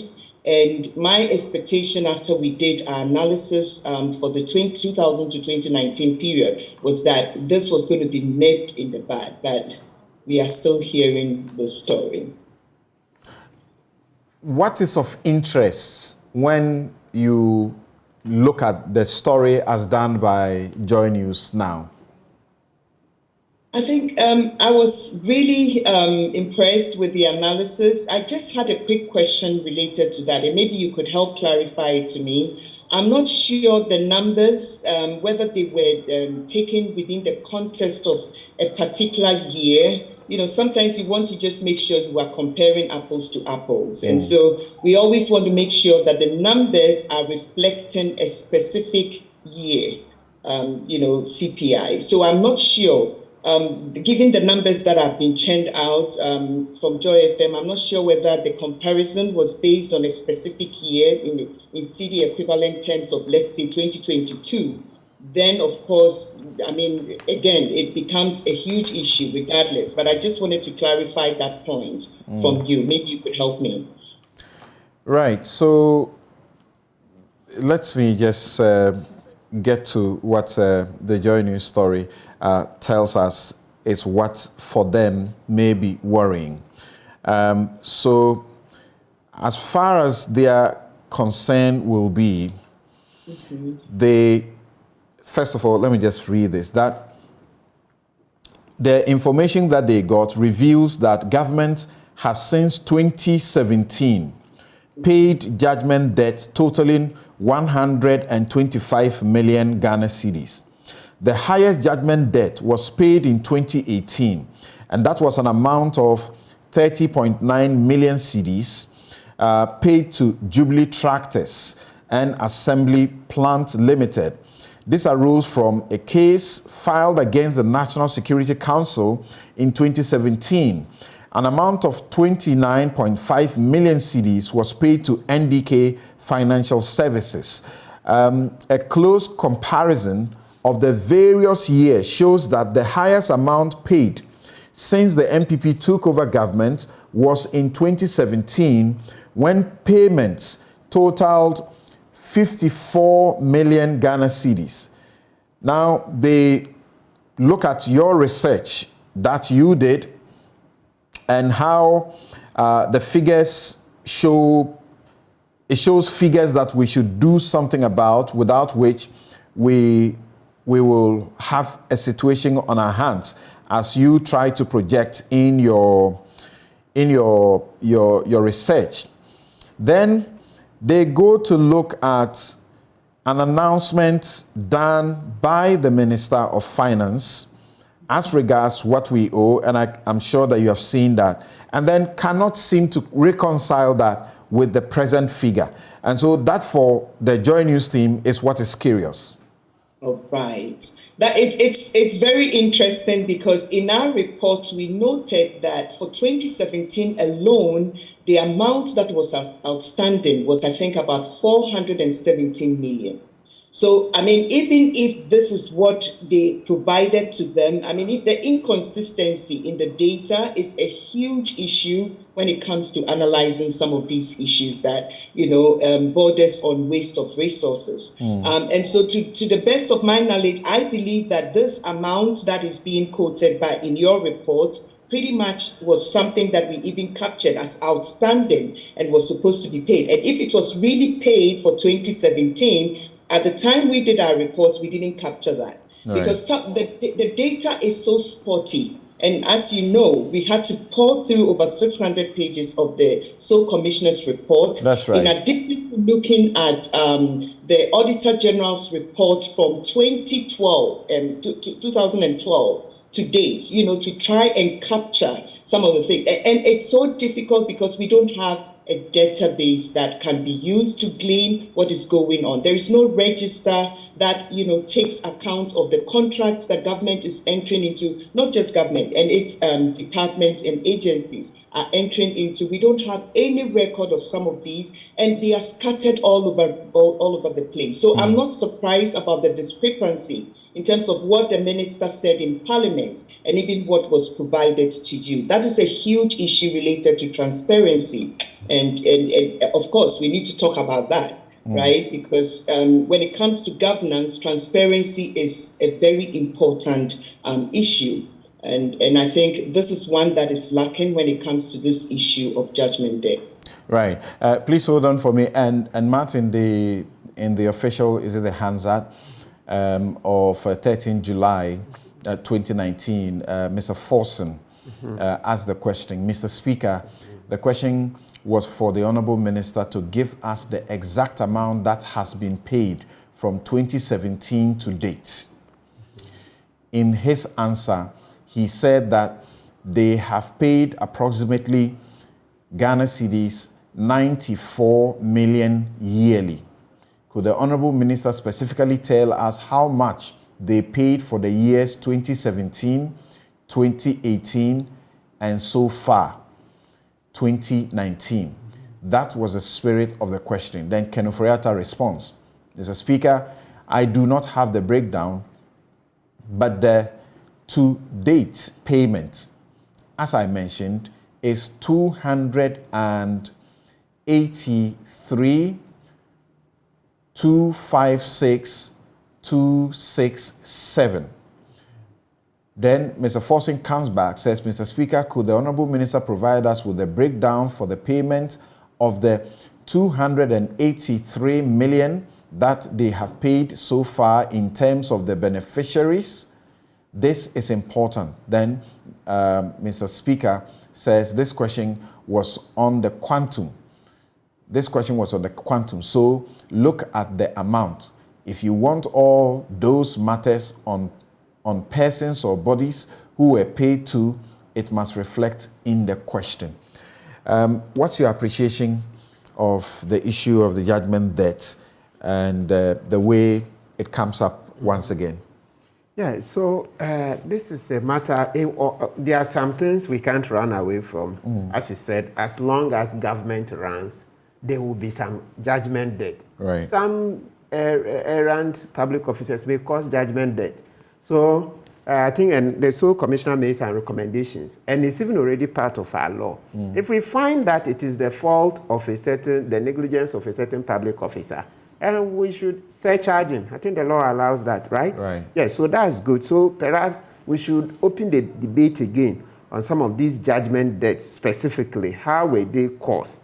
So that we will know, and our efforts being made to surcharge the public officers involved, because that is very critical. And then we should give that a lot of traction so that it would serve as notice to other public officers to up their game so that we don't... The issue they are raising in their reportage, they wrote to the Attorney General. The Attorney General says, I'm not the right place. You should go to the Ministry of Finance. And that is correct, isn't it? So they go to the Ministry of Finance, and the Ministry of Finance writes to them and gives them a total amount of 153, 125. Yes. And then they reconcile that with what he said in Parliament in July 2019. And during that time, he gave 283 million. Yes, okay, so coming to I know that's the heart of the matter. Maybe I should have gone to it first. Right. Yes. So this contradiction is perplexing, to say the least. The gap is too wide, too wide. Because how can you say as of 2019, that is 283 million, then in 2022, it turns out to be 125 million. That you have paid. Yes, I mean, it is irreconcilable. And as soon as I read it yesterday, when Samuel Odame sent me the Hansard thing, I was like, hey, is this also going to be like the COVID funds? You remember the COVID funds when the minority tabled some papers and they had to go and account for. Some billions could not be accounted for. You see that thing? So it led to an uproar. I was like, are we going to continue like this? So I think the finance minister needs to up his game. And that reminds me, this other accounting for, remember the last thing, this story that Manasseh did, and that's one of my favorites, the fake fumigation. Right. The fake COVID fumigation that local government says they spent about 500 million. Finance minister goes, yes, we accept there are two phases. And then he said the phase one is about 125 million. They asked him, phase two, he doesn't have figures. You see? Of course, it appears to me sitting here that he's not interested in getting the figures for phase two because then it will increase the amount spent. But the Minister of Local Government says phase one and phase two, 500 million of public funds. That's a fumigation that we are saying is fake, and that money went into private pockets because there was already an existing contract for such fumigation to be done. You see, so it's just showing a story of opacity, the finance minister not being that transparent. COVID funds, judgment debt, fumigation. And I'm sure there are other stories. It doesn't bode well for us. I hear they are taking steps in Parliament to censure him, right? They're going to do a vote of censure by our constitution. Of course, then the president has a chance to remove him or not. But it's clear that for the finance minister, he's long outlived his usefulness. Yes, that one is very clear to us. And so we shouldn't encourage such impunity. The Constitution says, the Supreme Court has said in so many cases, the values of our Constitution, the spirit, probity, accountability, and so on and so forth. These two, probity and accountability. Right. You see a number of Supreme Court decisions. And so we should be interested in probity and accountability. Well, it's an interesting country, is it not? We're hearing some people actually suggest that the call that you Citizens Coalition are making on the Auditor General is unnecessary. Leave the Auditor General alone. When he does his reports, he should just take it to Parliament and then let's all go to sleep. Now, Dr. Theresa Blankson, does this also come to you as something curious that needs to be gone into, or you have a way of isolating and an explanation to it? That in June, July, was it, he tells Parliament that 2019, that total spent so far was 283 million. And then JoyNews does an RTI request, and in answer to that, to the same minister's place, and the answer they gave is that the total that has been spent or paid is 125 million Ghana cedis. Great. I think personally the issue is that we do not have a database, to help us keep track of these numbers. For the most part, like I mentioned, if it isn't because of the sole commissioner's report that detailed most of the information starting from, 1976, where we were able to get some information related to how some of the judgment debt came to be, it would have been hard for us to even get numbers for our analysis. And so the lack of database to, keep track on what is happening perhaps could have contributed to the oversight, I would say, on the part of the finance minister, giving a different number compared to what was furnished to Joy FM. My sense is if we had also gone, for the data, we probably would have gotten different numbers. And that is what is worrying, because if you really want to restore faith in governance, then you need to be transparent in these issues. And so for the most part, we need to have a register that is detailing all these contracts that are occurring. Also, we need to have a database indicating the judgment debts that have been issued, what is paid, what is outstanding. We need a database to get some of these things going, and it should be made public, so that we all have access to some of these information. And then, of course, we talk about it. So I'll get back to, because you have taken time at the CSJ, the Center for Social Justice, to go through the entire document that was done by Justice Apao.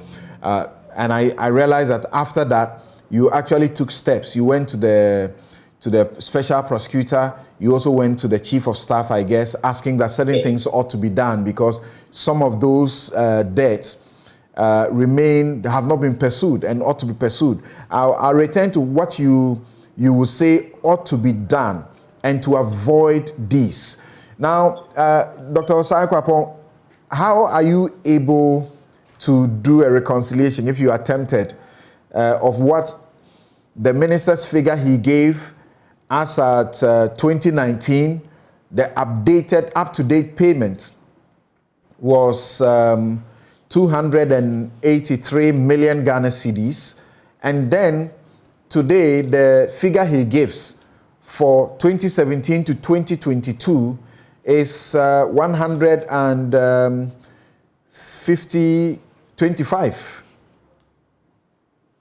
Yeah, that's the inconsistency, as has been pointed out, is worrying. I mean, I would want to hope that it's an error that can be, that can be corrected. But then again, for me, it's very troubling that in such a setting, such a major discrepancy would occur. But I'm just hoping that it is an error that can be corrected and can be rectified so that the true amount, the actual amount of what has really been paid or not paid or what is outstanding, the record will be set straight. Because again, as I keep mentioning, in an environment of mistrust in state institutions and public officials, the last thing you also want to see happening is some of these inconsistencies, because it just deepens that mistrust. So hopefully the record will be set straight in a very transparent manner so that we can, even someone like lawyer Martin Pebu can have some restored hope and faith in the finance minister. That's a move. Right. So what will you suggest from observing this conundrum, so to speak, over a long time? There have been times when people have said, this is clearly cooked. And not just people have said, Supreme Court judges who have investigated a whole judgment debt matter come to the conclusion that this was as though a brigade had been set up to create loot and share. How do we avoid it? If it's avoidable, really, I must be asking how to minimize it. Mm-hmm. Right. So, as was earlier on mentioned, the state would always, engage individuals, organizations in procuring goods, services, etc., etc. I've always said that this whole judgment debt thing, for me, boils down to the manner in which we award contracts, but also the manner in which we abrogate these contracts. And then, like you also described in some of in the sole commissioner's report, some of these are even doubtful in nature. So the ones that, quote unquote, were properly executed contracts, but perhaps administratively something went wrong in the abrogation of it. I always say that you need an administrative solution that says, okay, if there is genuine grounds upon which a contract must be abrogated, what are the proper steps? What sort of advice do we get from the Attorney General, from the legal departments within a particular state agency to make sure that it is done properly so we don't end up in a judgment debt situation? If it is one of these doubtful ones or one of these ones where it's like it's somebody's willful error or something like that, then you can turn to the law. We have laws about causing financial loss to the state. We also have the power of the Attorney General, the Auditor General to disallow and surcharge. I think that I believe that certainty of punishment, as Professor Kwesi Prempeh would call it in the fight against corruption, it is one of those things that I believe would provide the incentive to minimize some of these errant ways and errors that result in judgment debts. If people are not sure that they will be punished for causing financial loss to the state, then they have no incentive not to cause financial loss to the state. So, Martin, let's begin from the solutions. And some of them are really curious. You remember this one that the state was supposed to be owing some money from 2007 to NDK, and then they went into, and then they were seeking 1.2 billion, was it? Then the Attorney General, Godfrey Dame, came in, went to the Supreme Court, challenged the process, and eventually the court said the state had only 14,000 cedis extra to pay, not 1.2 billion. So I asked myself, how did that come about? That someone will say, this is how much you owe me. But for the intervention to the Supreme Court to challenge it would have been paying that much, right? Yes. And there are those people, there are still people like that in present day Ghana.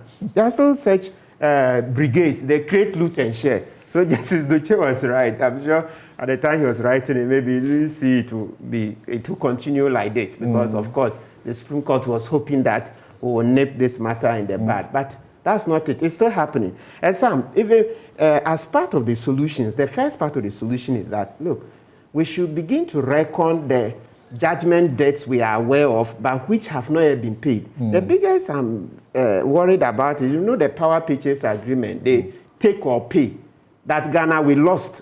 And it's over $240 million. So I'm surprised that the arbitration award came out, it's public, we read, Newsfile, you even did a program on it. So if to date we are saying we've paid 125 million, that judgment debt, what's happened to it? Because we lost the case and we're to pay. Or is it that we have now taken that the power, we have taken it? So I think that's something that maybe I'll be interested in also filing this RTR request to find out, because that's huge. So about 200. There was this other huge one that I remember that Newsfile had to discuss. It was a $15 million over, it was concerning Galamsey judgments. And the Attorney General heard it around, Randy Abbey mentioned it on Newsfile. Then he joined us. Then subsequently, a week or so later, he went back to court and set that judgment aside. So that was another $15 million that would have been paying. Excellent. So this one, the power purchase agreement, the one we lost, the arbitration, is over $240 million. If you convert that into Ghana cedis, that's over $1 billion. Right. That's over $1 billion. So we should be interested, because the more we don't pay, if we delay in paying, interest piles up. Right. So that's it. So the first part of the solution is that we should reckon, maybe we should have a discussion, which are the ones that have not been paid, but we really lost, and it's money we have to pay, so that we find out, as we discuss, we may find other solutions. That's it. And then two, so the way forward, as like we're saying, as much as possible, the state should engage CSOs, people who have capacity in the various sectors. Don't just say, government alone, I have my experts. I think there's this famous thing that some CSOs pointed something out to the president and said, he doesn't need them. He also has his own experts. That's right. But we've said that one man cannot embrace the baobab tree. That tree is so huge. That's right. So to say that wisdom doesn't reside in one head. So let's engage more. And in engaging, you'll find more experts coming forward with solutions. And so we should also be very prudent. Let the procurement laws work. Let sole sourcing not be the, the main way of procuring, because we've already agreed sole sourcing is what? Thievery. Yes. So for every contract that's... According to Gabia Sarachi. Excellent. Right. Now, Dr. Theresa Blankson, I don't know what you will say. First, you went to the OSP, you went to the Chief of Staff over the Justice Apao thing that you went over and over. What are the learnings? What is it that you can share that ought to be done? There are some public officers who just get us into needless judgment debts. Thank you so much. And I think my colleagues have all said great points, or made great points in relation to what needs to be done. And I think the key thing, as they have mentioned, is that we need to even be aware of what are the numbers, right? In addition to that, we need to also be reminded of exactly how these judgment debts came to be, right? And so from our analysis, we found out again that negligence or what we would call non-adherence to timely execution of government business. So in that context, the question is, what do we need to do, related to that?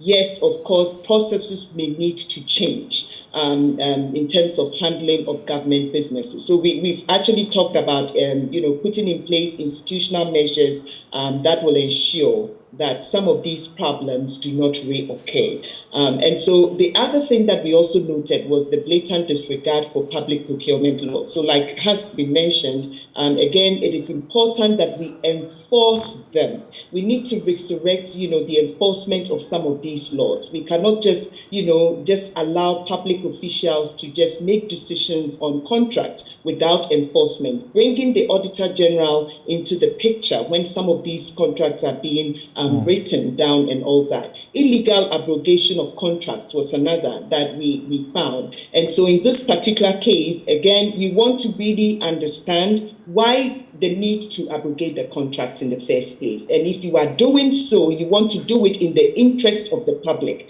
And so think about the cost and benefits of actually abrogating the contract. If the benefits would outweigh the cost, then of course it makes sense to continue to do that. Then the last one, which was really important to us, was the corrupt activities by public officials. Like you have all mentioned, sometimes you would wonder whether some of these numbers are even cooked, right? Because there were instances, for instance, where the Ghana Post had actually gone for a loan and they were going into a contract with a particular business. I think it was Skyline business. They were into money transactions and the like. And they did what we call loot and share. And eventually the debt became one that the government had to pay. We had to take, money from the public purse to settle it. If we do have laws that are supposed to be followed when public officials are engaged in corrupt activities, we need to hold them accountable to that. And to the extent that we are not doing that and allowing people to go scot-free, there is an incentive for people to continue behaving that way. So the point made earlier by one of my colleagues was that we need to incentivize, the public officials in a way that will prevent this from coming. All right. Thank you. Yes. Thank you very much. Dr. Theresa Blankson is fellow in charge of finance and economic pillar with the Center for Social Justice, CSJ. And Dr. John Osai Kwapong is political scientist, democracy and development fellow, CDD Ghana. Martin Pebu is lawyer and rights activist. I'm Samson Lardy Anyenini. And as always, my outfit is by Habil's Couture. You can get them at Jiringano Gate, East Legon. You can call 0200 84 1988. 0200 84 1988. Thank you for your company. Have a good afternoon.